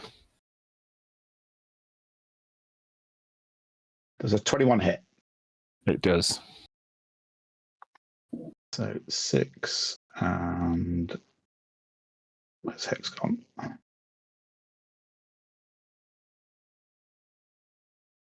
Oh, paw 7 damage total. 7. He's glad that he took that stim pack. Yeah, okay. This kind of orange, kind of glowing ordnance flashes across the stasis block, just a few feet away from Zam, and makes contact with the Iron 6 soldier. I'm going to hide into the cell there a bit, just to not be just standing. Yeah, can you drag them into the cell? I don't think you can you? No, not letting me. But I didn't. Do you want me to put you in the cell? No, I didn't want to go into a cell. Okay. Okay. Well, Dee Dee is actually going to go into the cell and take the hide action with a +10 to her stealth. So she's staying out of harm's way for the moment. Watch, you don't know where they are. Zam, you're crouching behind the stasis chamber. Yeah, I am weighing up 2 things to do.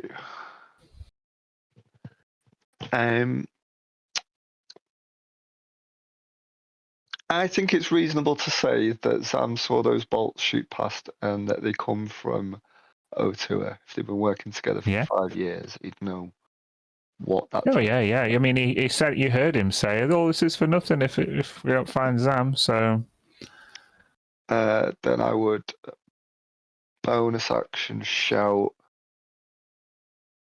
I was just using the bathroom. and then I'm gonna go 1, 2, 3, 4, and as a spell, I'm gonna cast Fog Cloud. But what it's gonna look like is this cryo chamber that he's next to.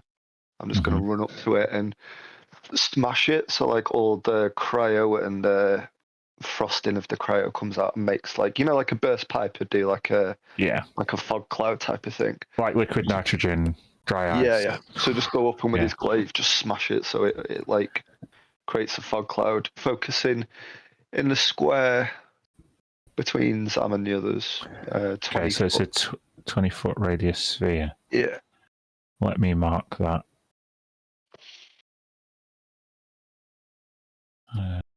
Let's make it let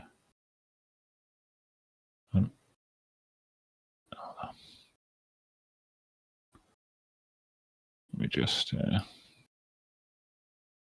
that's good enough. Yeah. Let's make it a bit bigger, maybe. Well, it doesn't really matter because it's going into the walls at that point. Yeah. Cool. So yeah, this whole stasis chamber is filling up now with nitrogen cloud, fog cloud. Is that the end of your turn?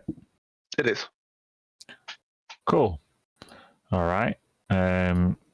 Lots more off-screen shenanigans that you can't quite see.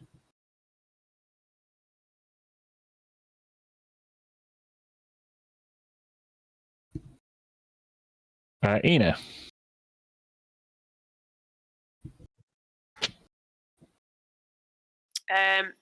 I'm gonna follow Kryn. Or as much as I can. I guess I can take the dash action and head back here. And be ready. But I can't see anyone yet, can I? No. Is that opposite us? Is that a cell? Or no? It's an observation kind of office. It's where they keep an eye on the block, but it has been vacated. Interesting. Okay. So what are you doing? That's it. I used the dash action. So that's okay. That's fine.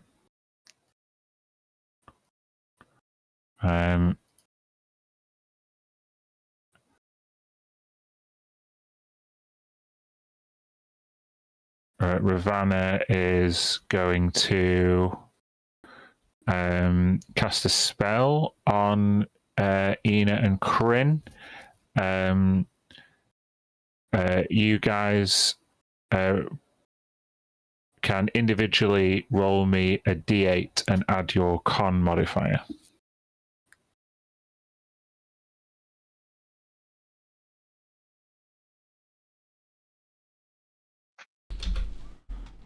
My con mod.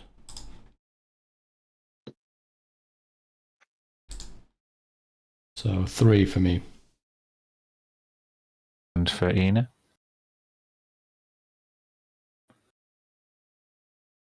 5 in total. Okay, you can have those as temporary hit points. Woo. Nice.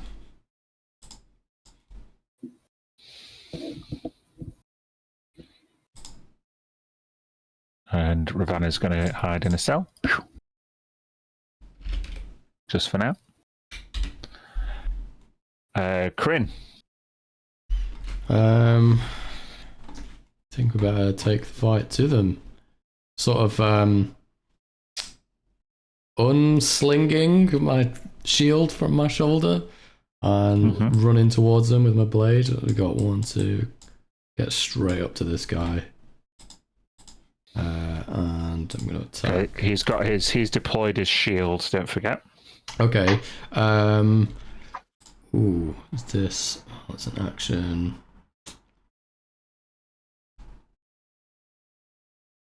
I wonder. This could be. Maybe I'll try and grapple him. Like grabbing his shield, and I want to try and swing him around. Okay, then it's athletics. Ooh, that's a 22 for me. Oh, it's an 18 from me. So yeah, what is he trying to pull them where? What I'd like to do is I grab him by the shield and I swing him round. So I want him to be on the square behind me. Yeah. With his back facing towards Ine. I'm holding his shield and I've swung him round so his back is exposed. Okay. And that will be it for now. Okay.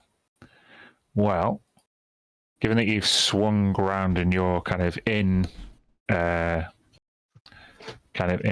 fight with this one at the front, the one at the back is going to get an advantage on flanking you. Mm-hmm. So they're going to step up and try and intervene with their shock baton. I knew a critical was coming. Oh, God. Ooh. I need... it's 10 it's 8 bludgeoning and 4 lightning damage. Yep. Instead of a second attack, I'm going to get you to do a con save, please.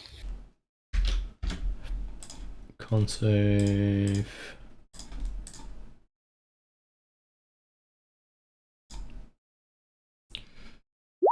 $14. You succeed. You're not stunned. Nice. Okay. The guy that you're fighting, though, there's a shield between you both that's fully deployed. It's deployed. It's still facing him. But you just swung him round.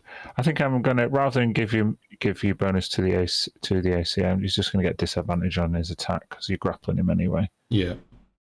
It's a 12 to hit. Does that hit? No, that misses. Okay, he's gonna try again.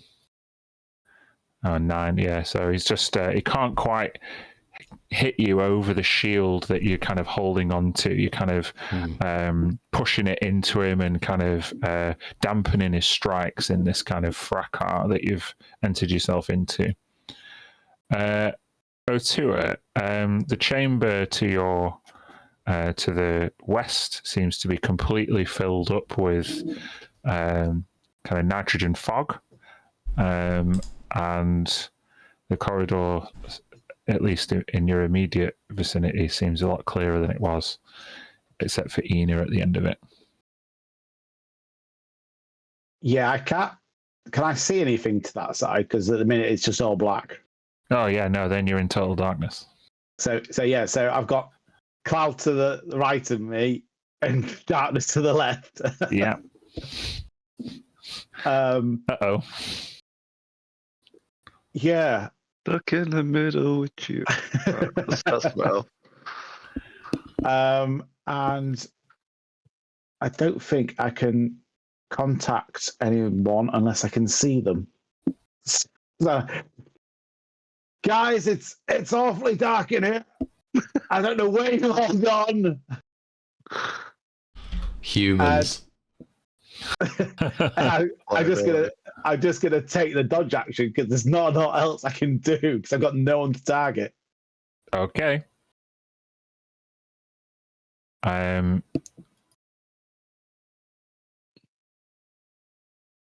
Yeah, Dee Dee is also human and thus can't really see shit.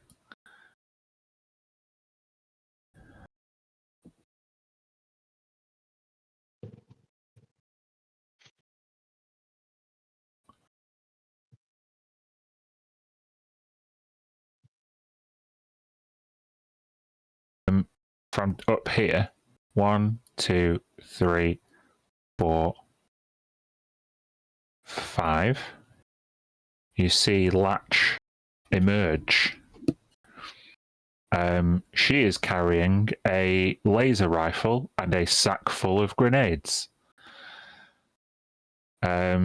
She overarms one and says to Ina as this happens, I hope your Dragonborn friend is tough as he looks. Fire in the hole! And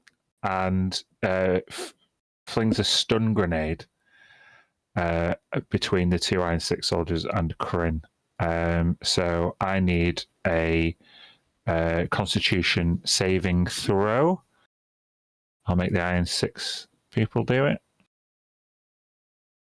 Oh.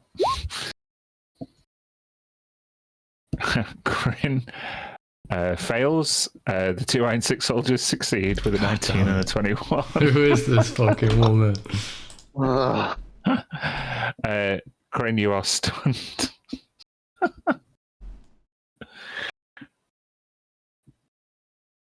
I'll just put a little like summit stun. There you go. Oh yeah. Okay, Zam, you're up. I am going to activate the spell on my glaive. If I can get to it, it is here. I'm going to cast Vampiric Touch on the guy who was unconscious, who's next to me. The guy who was unconscious? Yeah. You want to heal him? No, I'm casting it on myself, but I am going to target him. You touch? So I use a spell attack, and if I hit him, I do 3d6 necrotic, and I heal half. Oh, on the unconscious person? Yeah. So you're going to try and kill him? Yeah. Okay. He is in the cloud, in the fog cloud you created. So it is. I'll give you an attack with disadvantage. You can't see him, but yeah. I have. He's heavily obscured. Limited blind sight up to 5 foot. Hey, there you go. So you know exactly where he is. Sweet. I think this combination is going to be quite popular, isn't it? Yeah. It's something that I figured out while I said last week I didn't know how to play my character. I was like, oh, this works. So just a flat roll, not an advantage roll. Well, they're unconscious, so you would get advantage, and any hit would be a crit, but basically it would kill them. 23. Yeah. So you regain hit points equal to half the amount of necrotic damage dealt. Because it would be a crit, you would technically deal double damage. Okay. And you would get half of that back. So basically, what the damage you roll now, that's what you'll get back as HP. 17. Okay, cool. Temporary That's HP, cool. it's gone. You don't come back. Yeah, you can't reapply temporary HP. Okay. So you just get up to maximum health. And that Iron 6 soldier is toast. You straight up murdered him.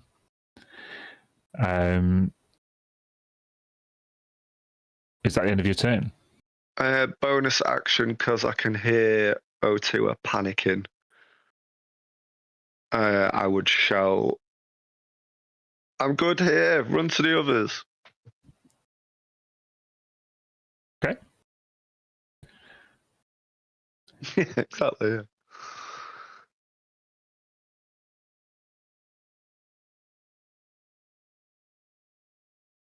Okay. Ina, you're up. Yeah. I turn the corner waiting to see what impressive thing Latch has done, and actually all she's done is stun my friend. Mm-hmm. So I'll stand in front of her and I'll have a go and cast Chromatic Orb. Cool. Oh. A crit. No, it's not an advantage. It's just I'm rolling twice. So it's a 23. Is it a spell attack? Yes. Then and you find it the nearest person here. Yes. Well, they are grappling Kryn, and they've got their back to you, so I'll give you the advantage and thus the crit. Woohoo! Okay. So I have to choose a type of damage. So I'll choose something like poison, I think. Just because I think that's less likely to affect Kryn. So on a hit, they take 3d8 damage. So let me roll the damage, but there's something like, oh my god, wacky that goes on. So 39 damage because of a crit? Well, but yeah. But if you roll the same number on 2 or more of the d8s, did I do that? Can anyone see it? Yeah, you rolled 7 3 times and 5 twice. The orb leaps to a different target of your choice within 30 feet of the target, and I make an attack roll against them. And a new damage roll as well. Okay. Oh, no. And then it tells you the orb can't leap again. Oh, the orb can't leap again unless you cast the spell with a level 2, but it can do it once. Yeah. So I'll do it again.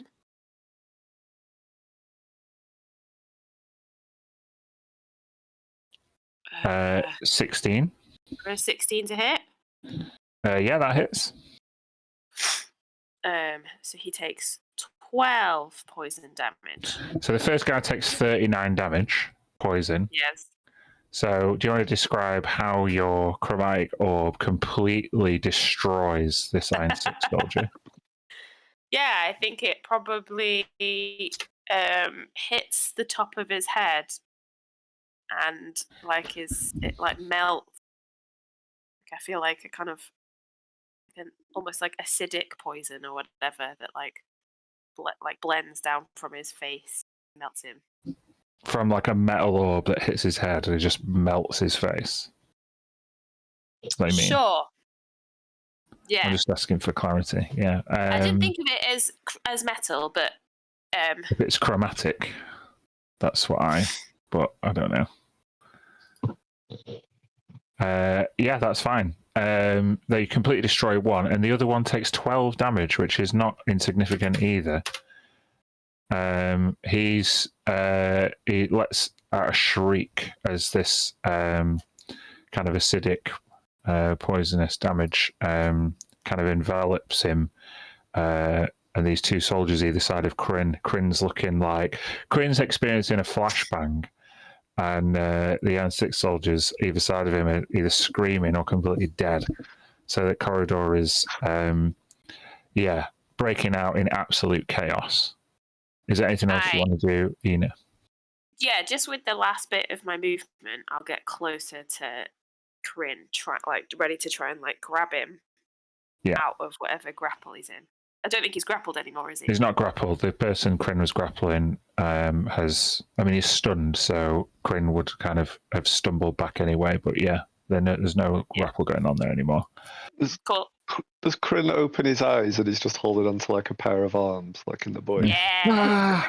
Just melted away. Melted someone, 39 damage. Okay.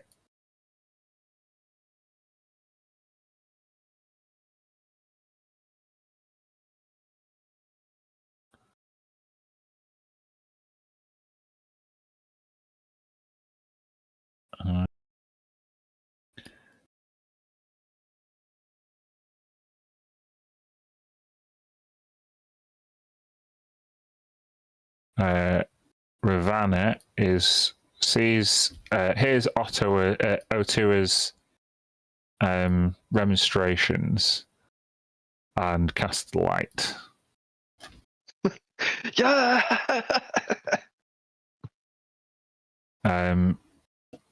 She drops concentration on Pass Without a Trace because no one seemed to be using it. So, Kryn, you're stunned, I'm afraid. Is it save at the end of my go? No, it's just until the end of the end of Latch's next turn. Oh, okay. Okay. Iron 6. The Iron 6 soldier, I guess, is going to be more concerned with Ina and his burning, so he's going to drop back. Quinn can't take reactions, so he's then going to shoot his carbine at Ina. Ina, do you have what? Does a 13 hit you? Not if I cast shield as a reaction. You have shield? Yeah.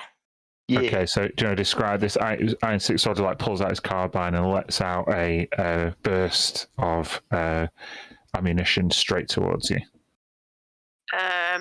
From my eye, emits like a burst of light that then seems to surround me like a big halo. Cool. Deflecting all those bullets. Yeah, that means my AC is higher than 13. Another Iron 6 soldier is going to be falling back as well, and they're going to turn to the observation desk and say, "Where's Lieutenant Jaw? Call him! Sound the alarm!" And you hear like, beep, beep. Oh no! Now the whole station is on alert. Oh no! I forgot about that guy. Yeah, so. Okay. Time to go. Uh-oh. This guy who is, I can't see in the fog cloud. He's gonna just shoot at disadvantage. I don't think it's gonna hit. A 7 doesn't hit Zam. No.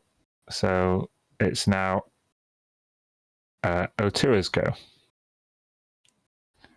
You can just see Ravana's glowing eye is like a nightlight in the light, so it's kind of creepy. Amazing. So I am going to take the dash action and just go running down here. Thanks for the light. It's much appreciated. Are you coming with us?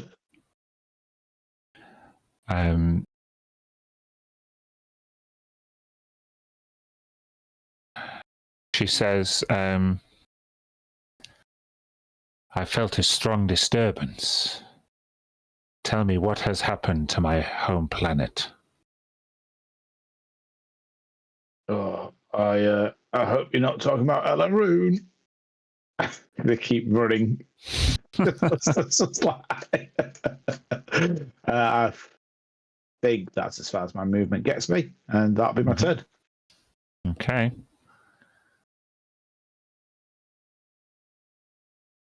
And Dee emerges. What do you know about Elaroon? Hey, wait!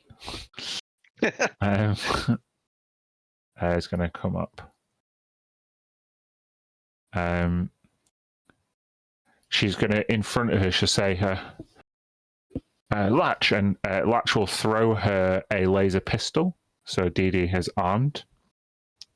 Where's the bug?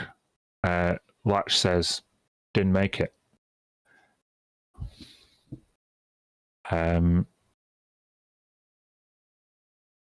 Latch is going to go forward.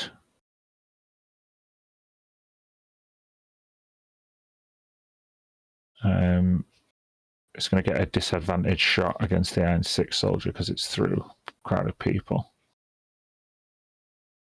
Oh, this is real. This is a disadvantage shot. Oh no, I was doing the wrong thing. Oh. It's a crit anyway, sorry. It has to be. I rolled 2 20s. It doesn't matter that I clicked the wrong button. So, yeah. Latch. She kind of does like a knee slide down, like just behind Ina and through Kryn's legs, who is still stunned. She's going to look up and say, sorry about that. Hold still. She's just going to put the carbine on full auto and unleash a torrent of bullets between Kryn's legs for 17 damage and completely waste the Iron 6 soldier.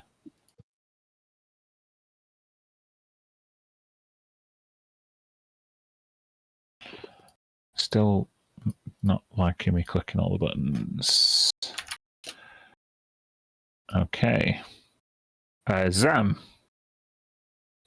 Zam would step forward in the mist and say, I'm not trapped in here with you.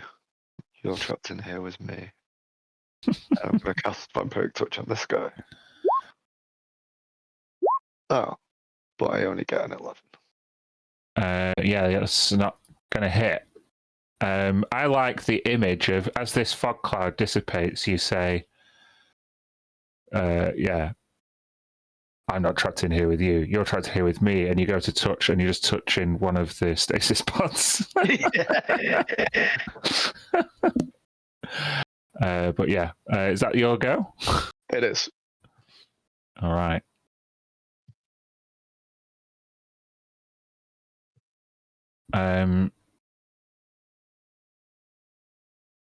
You see a hail of bullets come from the corridor to the left here and hit the glass on the other side. The Iron 6 soldier is exposed but doesn't get hit.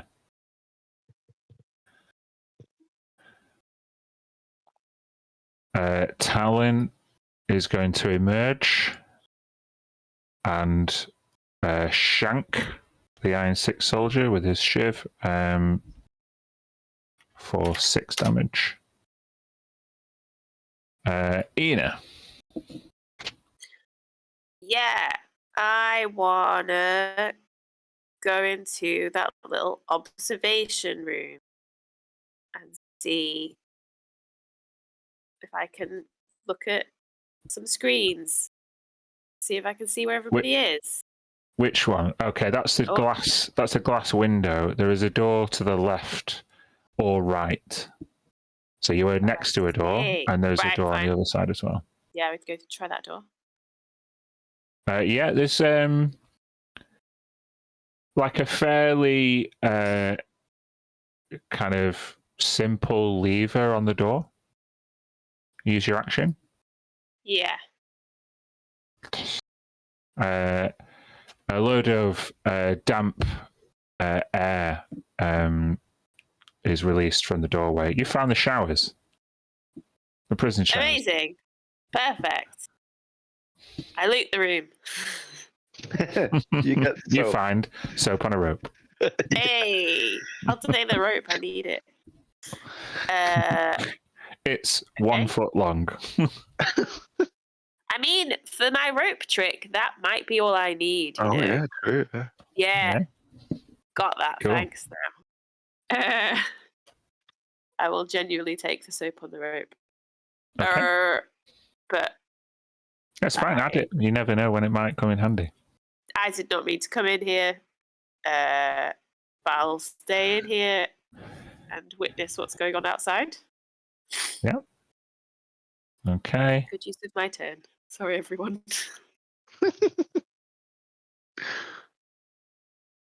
Ivana's going to move up. Kryn, you're no longer stunned. Awesome. I will. Let's go straight down here for this guy. Can see in this room as well. Is that oh yeah. Checks notes. That's the guy who's sounded the alarm. Oh, okay. I don't recognize the guy in the observation chamber. No. Okay, no problem. Yeah, I will just attack this guy next to me then. That is, I guess, flanked by this other escaped prisoner. Yeah. Alright, let's see. This escaped prisoner that's just shanked the Iron 6 soldier. It's like if Cassian Andor was a half-elf. That's who I want you to imagine. Plus, okay, so 17, actually plus another 5, so 22. My that hits. sword is still lit. For 7 slashing damage. 7 slashing. Okay, he wasn't expecting it, and now he's caught between an escaped prisoner and former contact officer. It's not looking good for him. Okay, bonus action then. I'm going to lay on hands to myself. For 9 HP. And that's it. All right. We're now up to the Iron 6.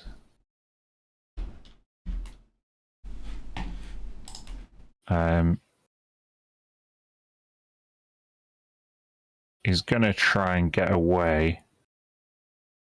Because you've got blind sight, you can take attack of opportunity if you wish, Sam. This guy. Yeah, of course. Let me click on the right thing.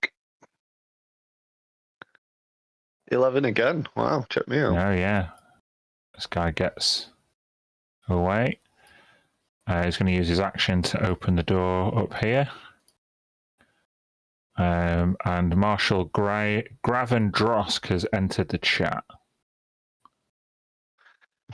I don't like the sound of that. I'm going to add him to the turn order. Gav, do you want to roll me a d20 plus 2? I got -5. I got 5. Okay.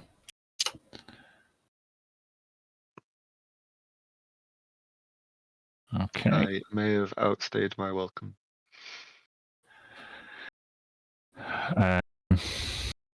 That'll be that. The Iron 6 soldier down here, in the interest of self-preservation, is going to use the disengage action. 1, 2, 3, 4. And as a bonus action, he's going to open the door. He's like hammering on the door, but the alert system seems to have caused a problem with the door. John, can you roll me a d20, please, and add 2? 16 total.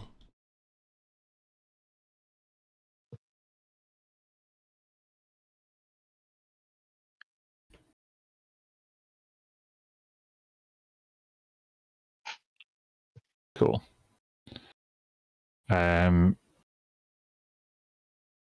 Otua, you're up. Sorry. He's going to turn around. Now, once the door's not working, he turns around with the shield. Sorry, carry on, Otua. Does Otua know the way? Did he find out which way he was sort of supposed to be going from next to us?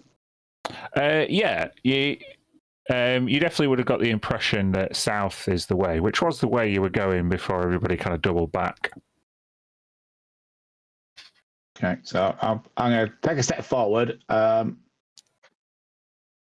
This is the first time I'm seeing all the way down this corridor. Mm-hmm.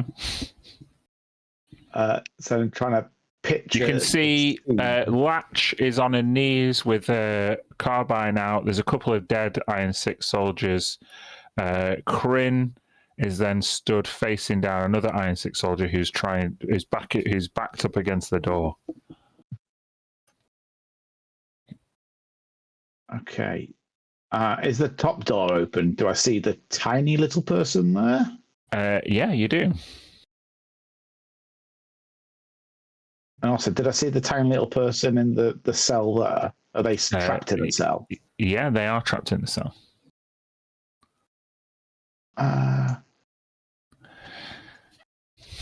Both those tiny little people are gnomes. Yay! Well, Someone's trapped in a cell and a tiny. Let's try and open the panel and get this person out. Okay, yeah, go for it. What are you going to attack or? I don't think I've got much in the way. Well, I suppose I've got tinkering tools. If I could try and absolutely, work my way. I will give you. I will explain why in a moment, but I'll give you advantage on a Tinkerer's Tools check. If you have proficiency in Tinkerer's Tools, it's just a dexterity plus proficiency check. So I'll just roll dexterity. And proficiency is 2 at this level. So 15? Yeah. Yeah, with a 15, you start kind of messing around, and this gnome in overalls, she's wearing a consec uniform, but she's like watching you work, and she like sticks her head through the bar and says, "No, it's the twist that bit that way, then pull down the green thing," and the door comes out. She's like, "Hi, Officer Pindleweed. I don't know why they looked me up in here. I wasn't trading anything on the side. False accusations, but thank you for releasing me. Justice will be served." Yep. Yeah, you're more than welcome. It seems like we're all trying to get out of here. Tag along. Can you roll me a d20 plus 3?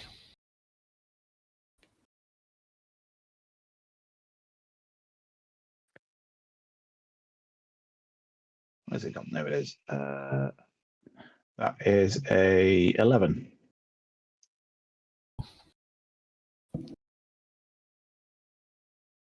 Yeah. Officer Pindleweed steps out. Well, spent far too long in there. Thank you. You 020? No, 02 will do. Oh, okay. Is that the end of your turn? I'm just going to step back so I can see around the corner. But yeah, that'll be it in my turn. Thank you. Good. All right. Dee Dee is gonna step up with her laser pistol. Oh no, she's not. She's going to say, we need to disrupt their communications. We don't want any more hammerhead ships turning up." And she's going to go and try and unlock this door. She's going to fail at that. So she's up there. Latch is going to fall back a little bit.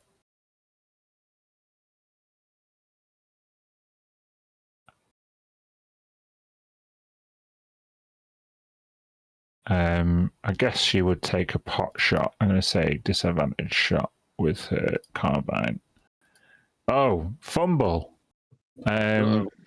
So she's like falling back, and maybe the gun's overheated from when she put it on full auto. It's like it jams, and she just fucking throws it down. She's like, "Fucking cheap consec shit."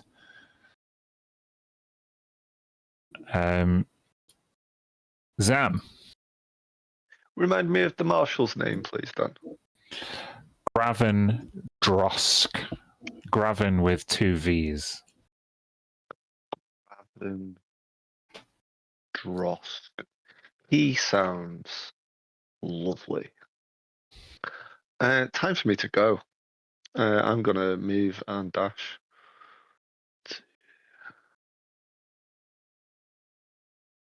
6 and then dash. 2, 3, 4, 5, 6. And I'll scream ahead of me. Time to go. How long do your fog cloud last for? You're still concentrating on it? Still concentrating on it. It lasts up to 1 hour. Okay, cool.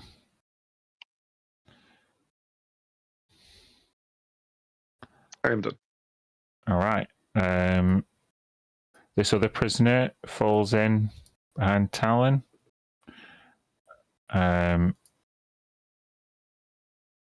Having released another prisoner friend of his. They'll go on the same turn.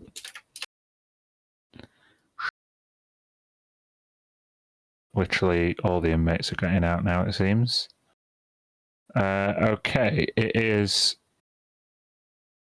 the Marshal's turn.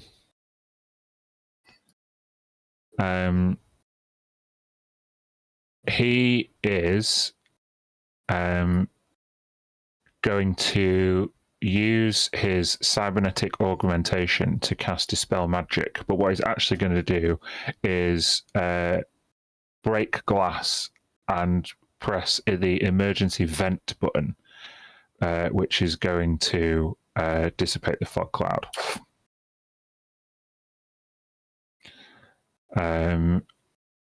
He can now see Zam, and is just going to carry on walking with steely T-1000-esque determination.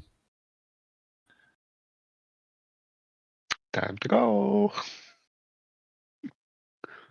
Okay. Dun, dun, dun, dun. Talon is going to round the corner and fall in next to Kryn.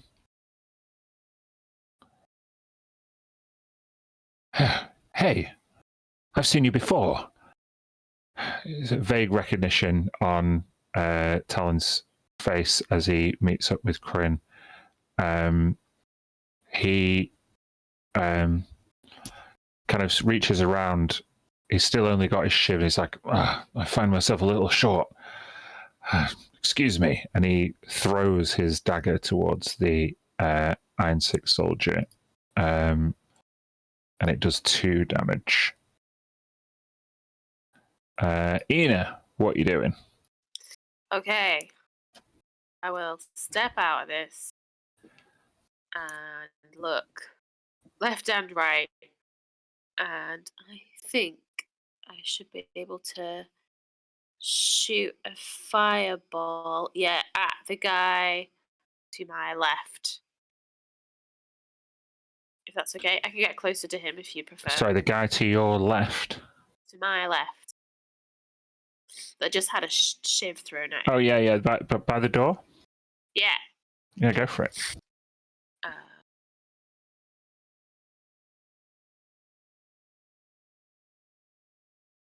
An 8.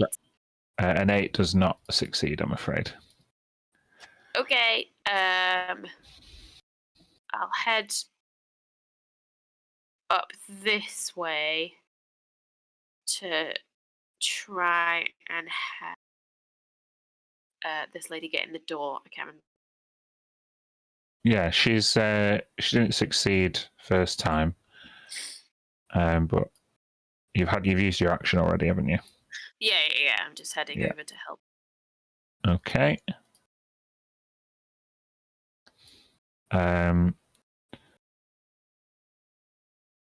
Ravana is going to come up. She's going to step in here. Patience is a virtue. Let's not be hasty. She's going to cast Bless on Dee and Ina. You are now blessed.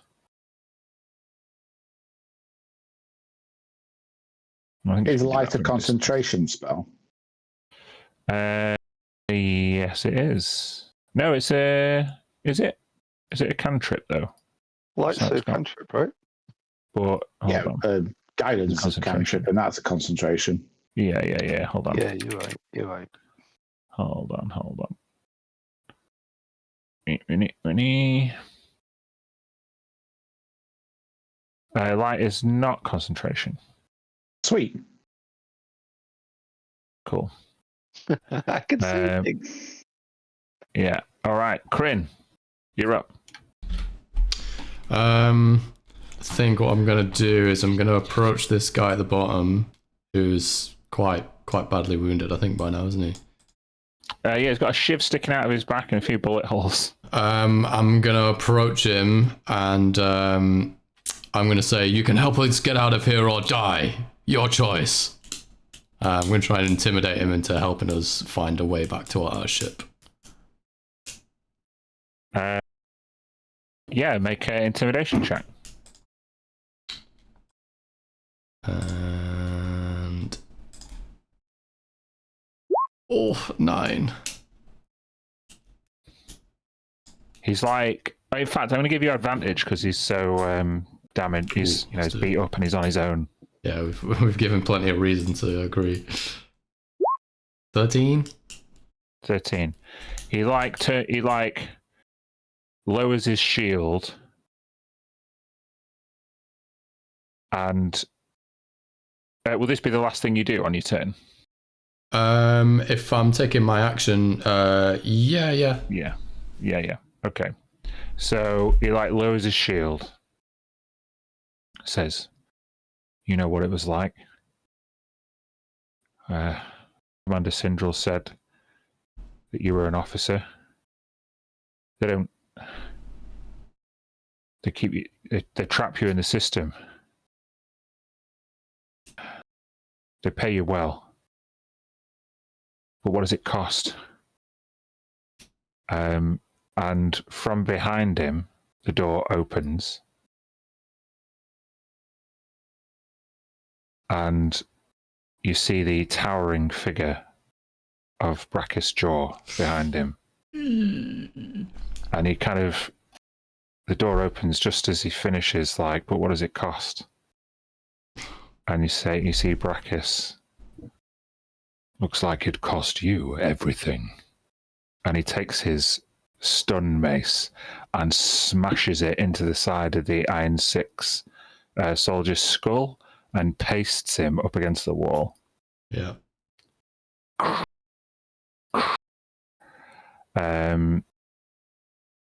That was his first attack. Bryn's going to get his second. Shock maul, rather. Not stun mace. Shock maul. Does a 25 hit you? Yeah. All right. Take 15 damage. Jesus.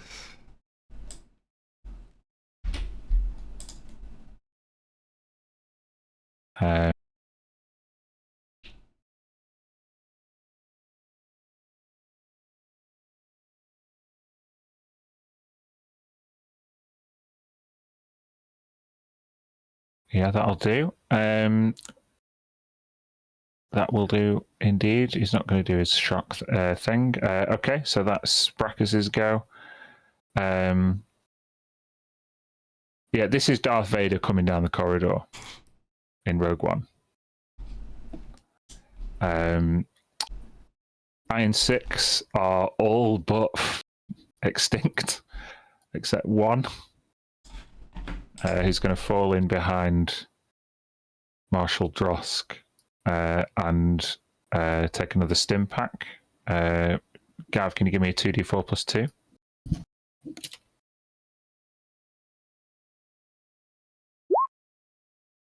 Six. Alrighty. Officer Pindleweet. She's going to go up behind Otua, who released her. Oh dear. Is that Lieutenant Jaw? I can hear him coming.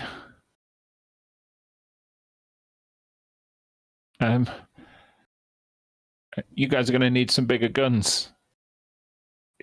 And she points up north of the corridor, where Lachin emerged from.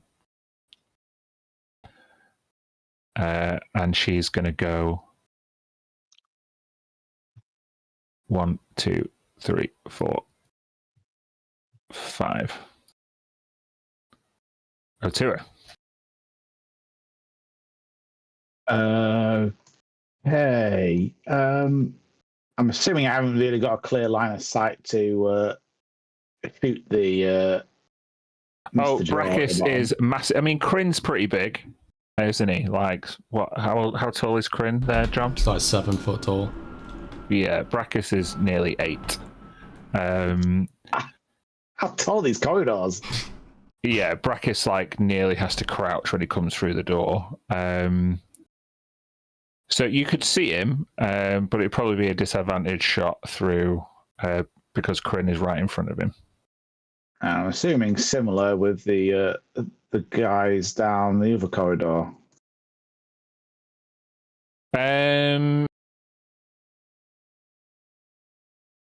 Well, no, you could probably get a shot against. The doors are open. You could probably get a shot off against Gravin with a regular shot, not a disadvantage, because Sam's not directly in front of him.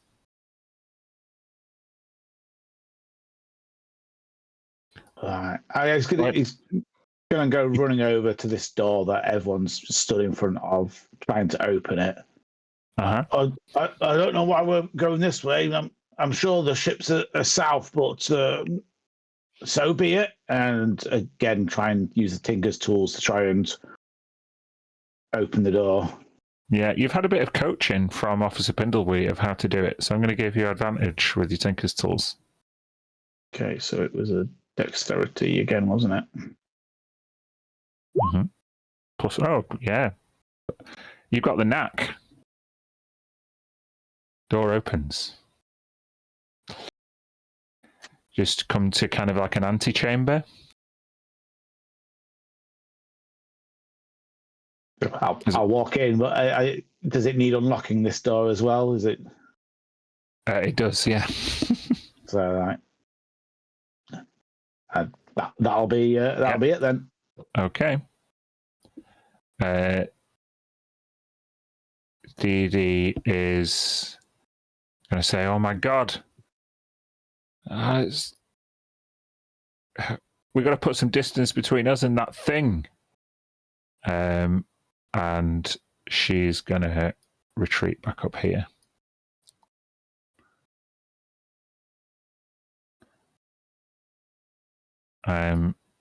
Latch, I think, is going to try and hold her ground and fire some carbine shots towards Brachus. Oh, she's going to crit Brachus. That's her second crit with the carbine. Oh, no, wait. She dropped the carbine. It overheated. So she can't do that. She has got no ranged weapon at all, so apologies. She's gonna fall back with Dee Dee.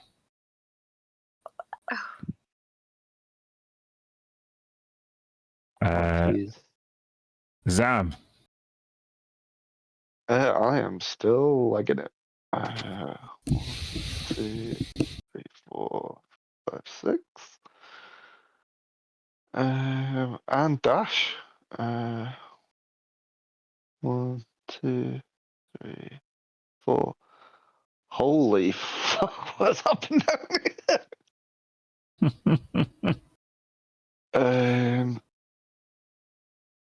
This is a bit of a mess.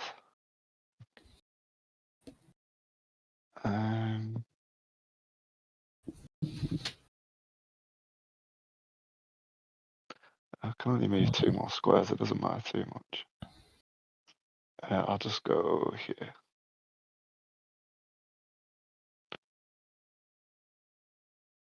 And show, we need to go! We need to go! Get out! Okay. At this point, the 2 prisoners who convinced Talon that they should be released step forward. These 2 look particularly mean.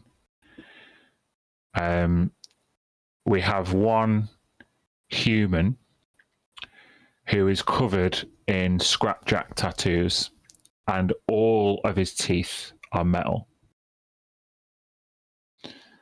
He steps out with nothing more than a wrench.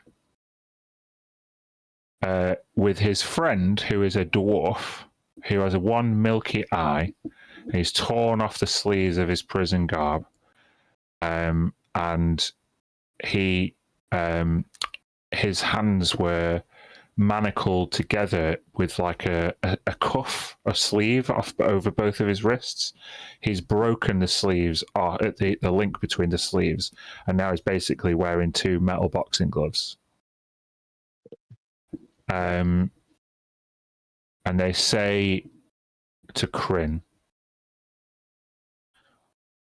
"We've got a score to settle with Lieutenant Jaw. If we happen to exact our pound of flesh, we'll meet you on the runway. You'll owe us a trip out of here." And they are going to go basically either side of Kryn and start laying into Brachis as best they can. I like them guys. Just going to roll a few things. Okay. You see Corvin like go overhead to try and hit Brachis in the face with this wrench. Before he can get full extension on the strike, Brachis just headbutts Corvin and breaks his nose. While that exchange is happening, the dwarf goes in low and with the metal cuff does a right hook into the left knee of Brachis, who's like buckles slightly. So yeah, while that's going on, sorry, the dice roller is in my way. Okay.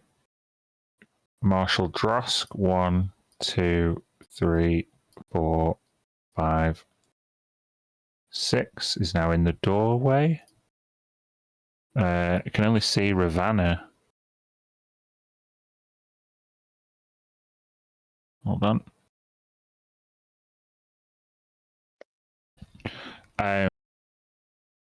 Drosk pulls out what's called a Consec riot pistol. It's a automatic pistol. And he just pulls it out and points it towards Ravanna.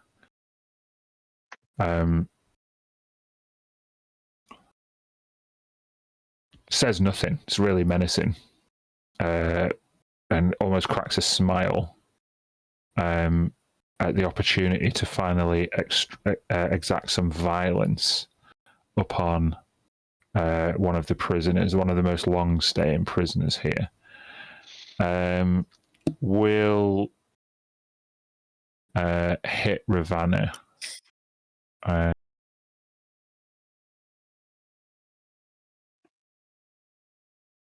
With a glancing shot. She takes damage.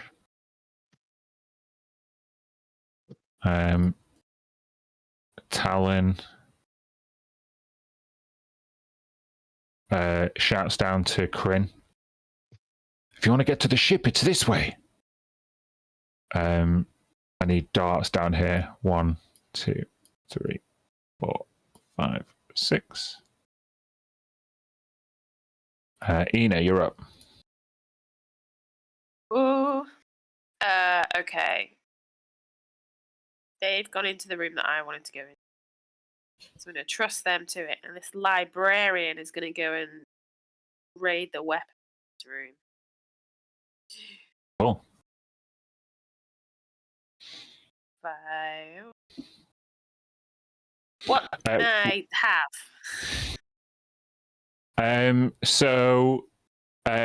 There's a box of grenades of different types.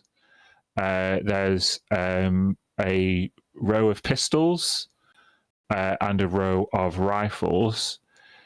When you get in there, you see Latch pick up another carbine, and she starts loading it with ammunition. You see Dee Dee basically kind of undoing a load of valves and arming a load of grenades and placing them at strategic places in this room. Oh, to blow it up.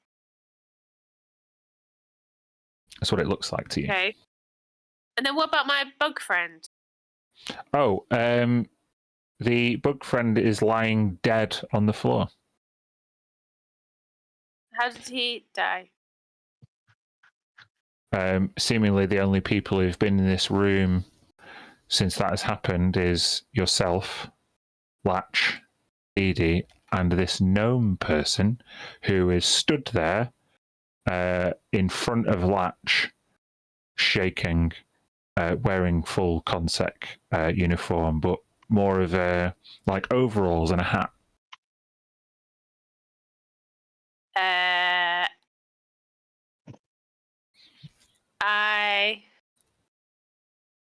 Oh.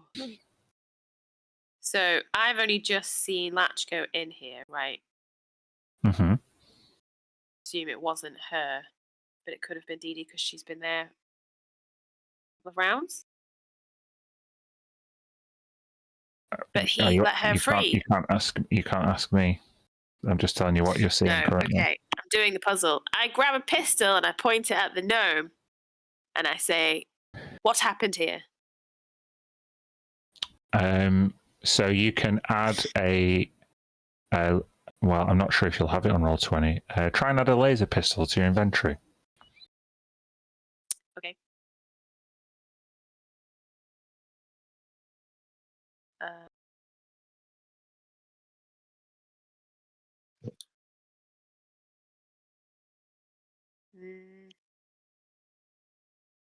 Oh, hang on. I need it from my compendium, don't I?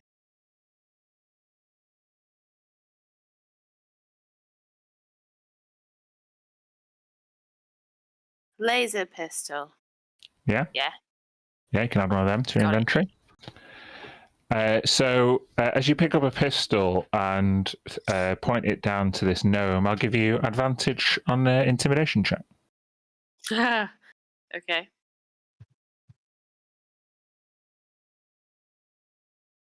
With a 19. You see that he like glances and looks towards Latch, who is holding a carbine like in front of him. They started making a mess. That something fell and hit it. It doesn't look like it's terribly hardy.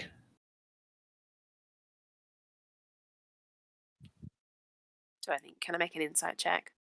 Sure.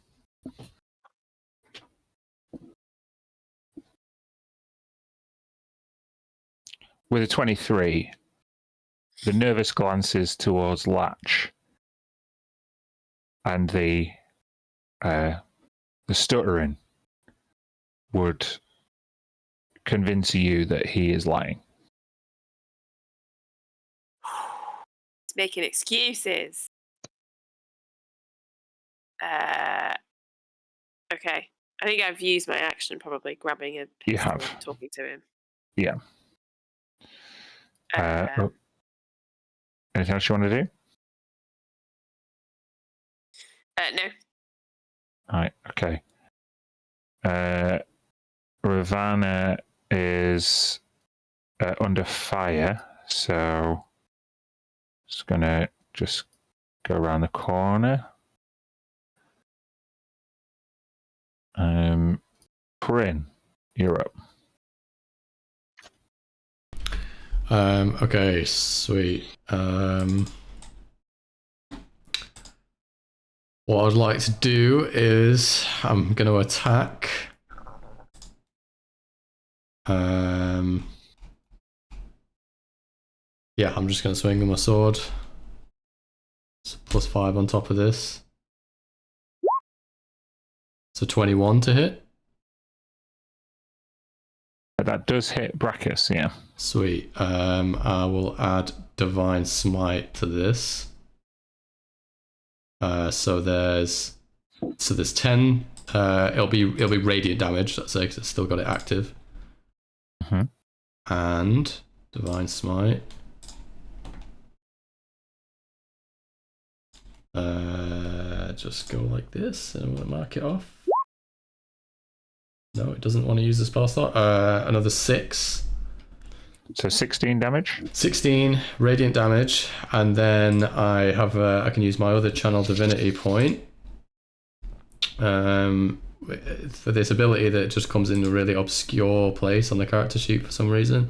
Here we go. So Inspiring Smite. So after I cast Divine Smite, I use my channel divinity to distribute some temporary hit points, which is 2d8 plus paladin level. So let's actually, maybe we can just do it like this. 13. So I'm going to give that to myself. Okay. Putting me at 22 HP. Which, because, you know, I don't want to just disengage and leave these guys. I've got to crack him at least once before I get out of here. Get your licks in. Yeah, I'll just... I think it's just like, I jump up and headbutt him, and then I just say, good luck to the other 2 guys, and then I'm going to fucking... Okay. I don't know if he... Obviously, I'm not disengaging or anything, so I don't know if he strikes on the way out or anything. Oh, yeah. He'd try and hit you with his shock maul. How does a 15 hit you? It does not. Oh, well, you just... As he stumbles back a bit and then whoosh, and you just manage to dodge out of the way. Sweet. I'll come back here on my way. I shout to the rest of them, the Widowquick's this way, let's go, go, go! And then I'm going to cut a left. So that was 1, 2, 3, 4, 5, 30 feet. I'm going to follow Talon. Brachis, he has got these 2 prisoners, Corvin Stroud and Brannock Slaghammer. Slaghammer. That's right. He's actually not going to hit either of them. Maybe that stunning blow from Kryn was enough to just buy them a bit more time. Nice. What were the names again? The human, Talon would tell you this anyway, is named Corvin Stroud. Corvin Stroud. Nice. And the dwarf is Brannock Slaghammer. Brannock Slaghammer. That's awesome. Okay. This Iron 6 soldier is following up on ground. He's going to dash.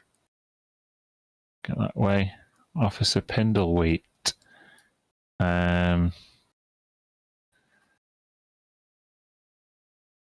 Hearing Kryn, Pindleweed is going to go back to Otua and say, looks like your friends are splitting.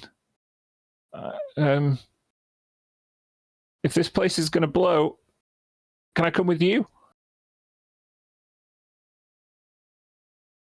Oh, sure, yeah. I didn't break her out of that cell for nothing. Thanks. Here. And she reaches into her Consec uniform and pulls out a Consec ID card and throws it to you.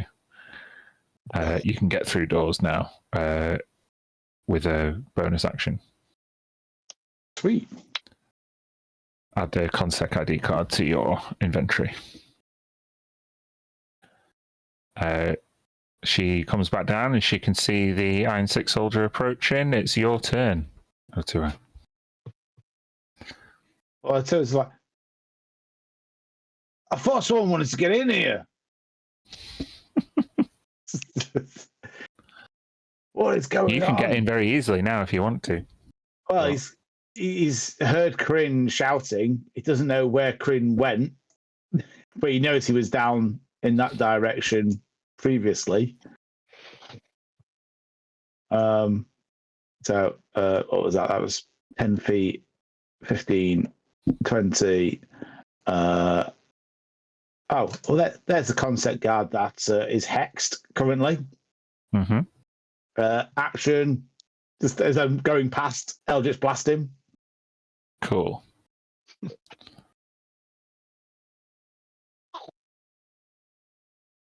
Oh yeah, that hits. Okay. And where's that gone? Hex.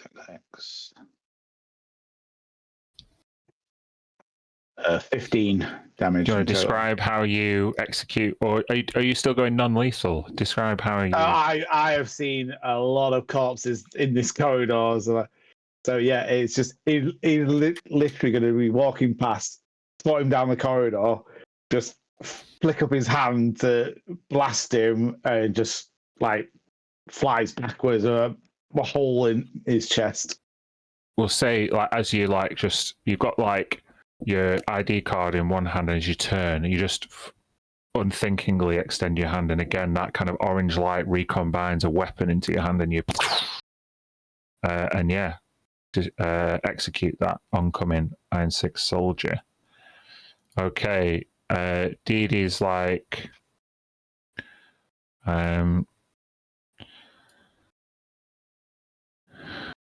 she says, I don't know if there's anything we can do for the bug. I'm grateful, but we got to leave. And she presses a button, and then loads of different explosives that she's armed in this area are all armed, and they're all blinking. And she runs down here.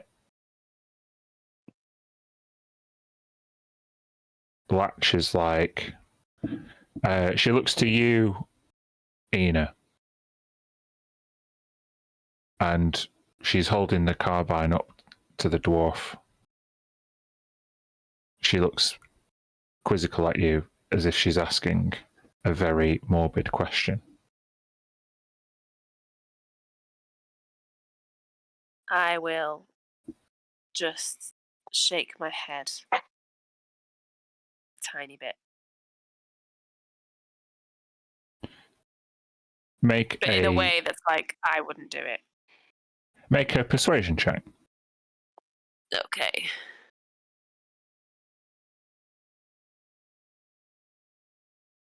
Five. Latch looks down the scope.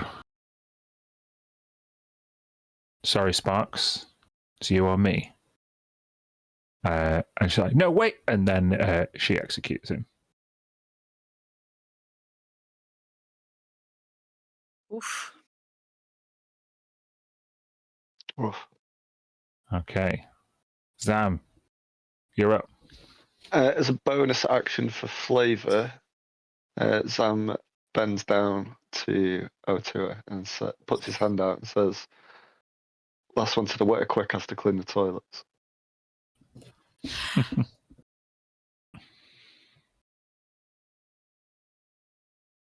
Yeah, you're on. I'm going to take a step up here, and I want to cast a spell Entangle. What's the distance on Entangle? Entangle distance is up to 90 foot. Oh, very good. And I want to do it on the corridor, but also getting Marshall in it. Yeah. And what I imagine it'd look like on a space station is that he'd like hold his arms up to the side of the corridor and like bring him down, and all the pipes on the walls and like stuff like that, like circuitry and things, would come and like make, you know, like a lattice over the corridor itself. Sure. To slow people down. Oh, I don't want but this. yeah, I'd want 20 foot, so the Marshall's in it, but on like the far side of it. Yeah, sorry, I need a rectangle. So, be like that. Is that what you want?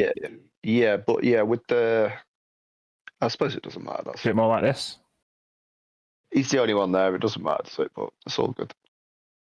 Yeah, okay. So kind of like collapsing the sides of the corridor and stuff. Yeah. So all of this, the metal, pipework, like you say, just twists and bends to Zam's will, as creates this lattice barrier between Gravendrosk and the party.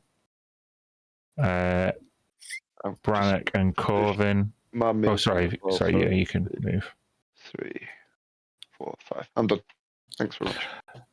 Brannock and Corvin are laying into Brachus, at least holding him off for now. It's now Graven's go.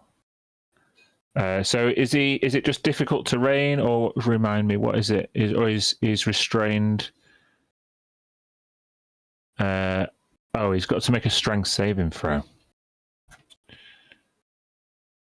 Okay. I'm talking and I'm muted. I am stupid. It's a strength saving throw, DC 14. No, he fails, so he gets caught up in this lattice and he's restrained. So 0 speed. Very good. Okay, Talon is making a run for it. Corinne, you will see that Talon kneels down at the body of a gif, this kind of like hippopotamus creature, and he says some like quiet words to him, places his hands on his forehead, and with his other hand he picks up the gif's blunderbuss shotgun.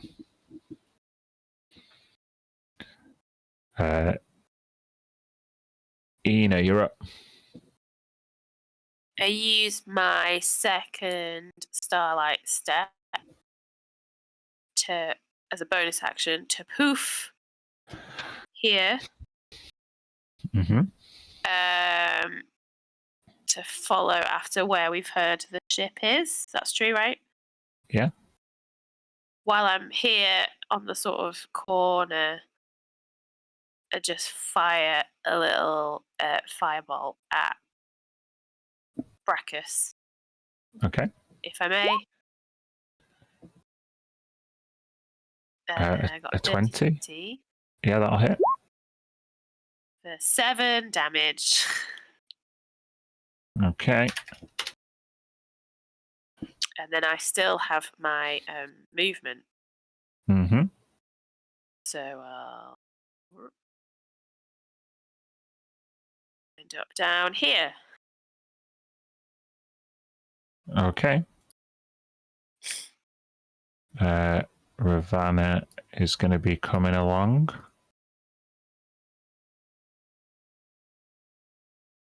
Just behind Sam. Corinne, you're up. Yeah.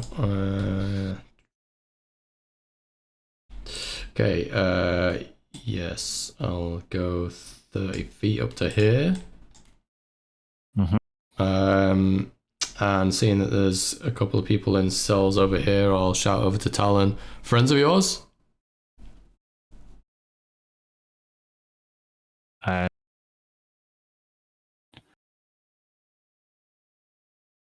He says,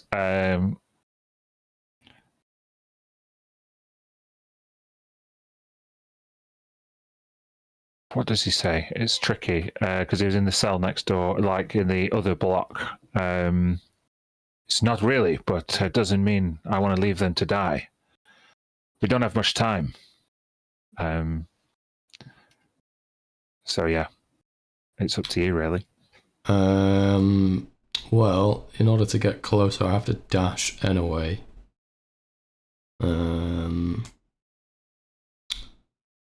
So I'll just go here to the door. I will dash to get there. And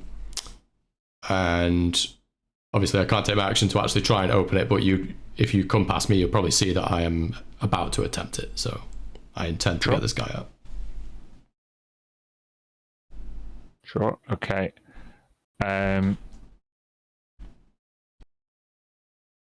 Brachus is going to use a kind of cleaving motion with his stun maul, shock maul rather, and he's going to push back Brannick and Corvin 10 feet. And with that, his second attack is going to be a concussion grenade. I need a dexterity saving throw from Zam, Ravana, and Brannick and Stroud will make one as well.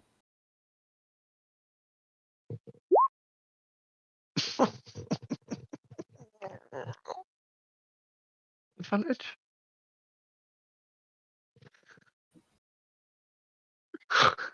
No. Oh. Take 9 points of thunder damage. Fuck.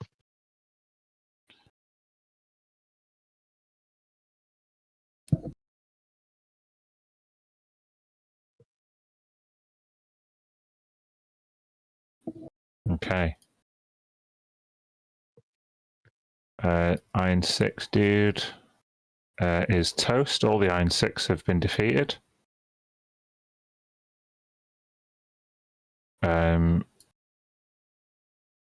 You can all take a point of inspiration for defeating all the Iron 6.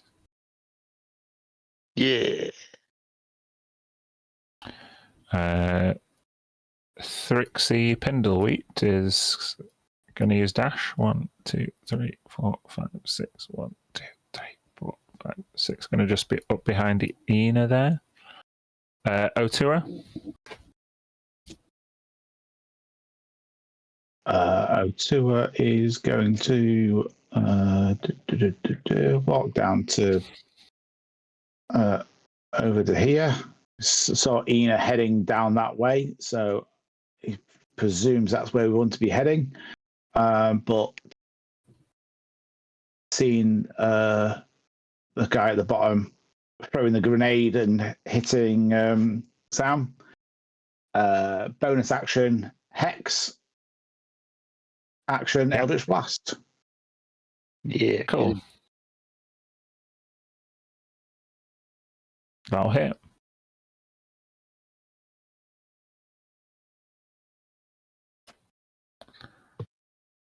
Eight force and 3 psychic. Yeah. He's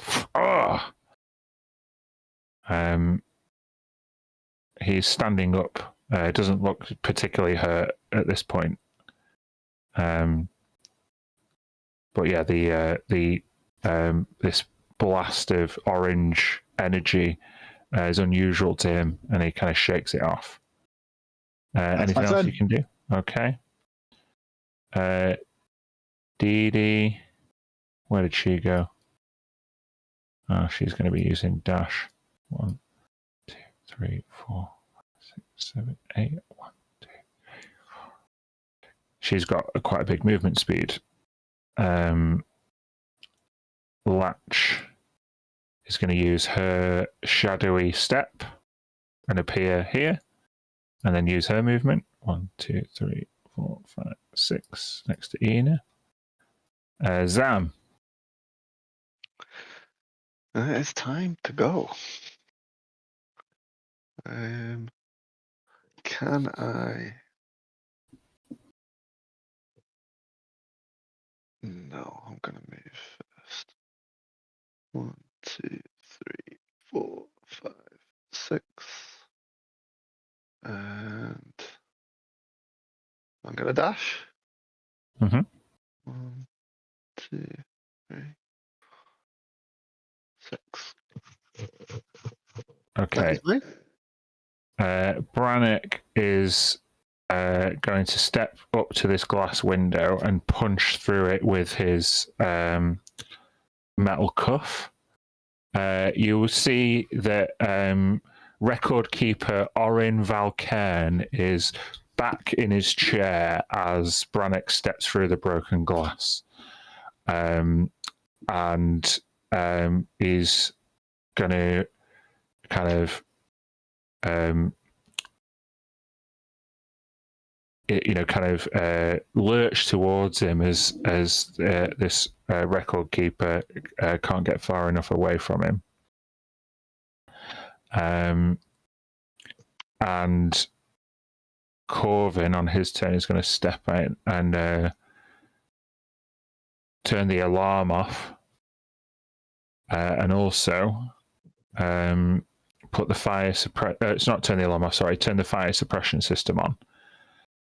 What that means, folks, is the corridor on block D that you are all in is going to be partially obscured, dim light. Unlucky Craig. Will it let me do this? Yeah, I'll just do this. But it also might slow down Brachus.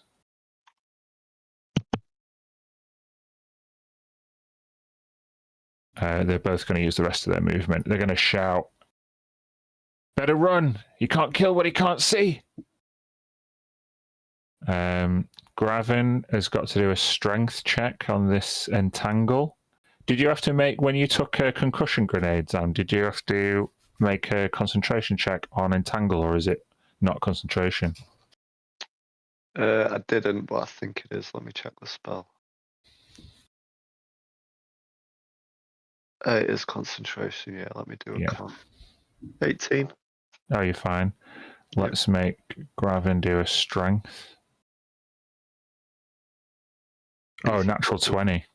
Oh, so he's going to break out.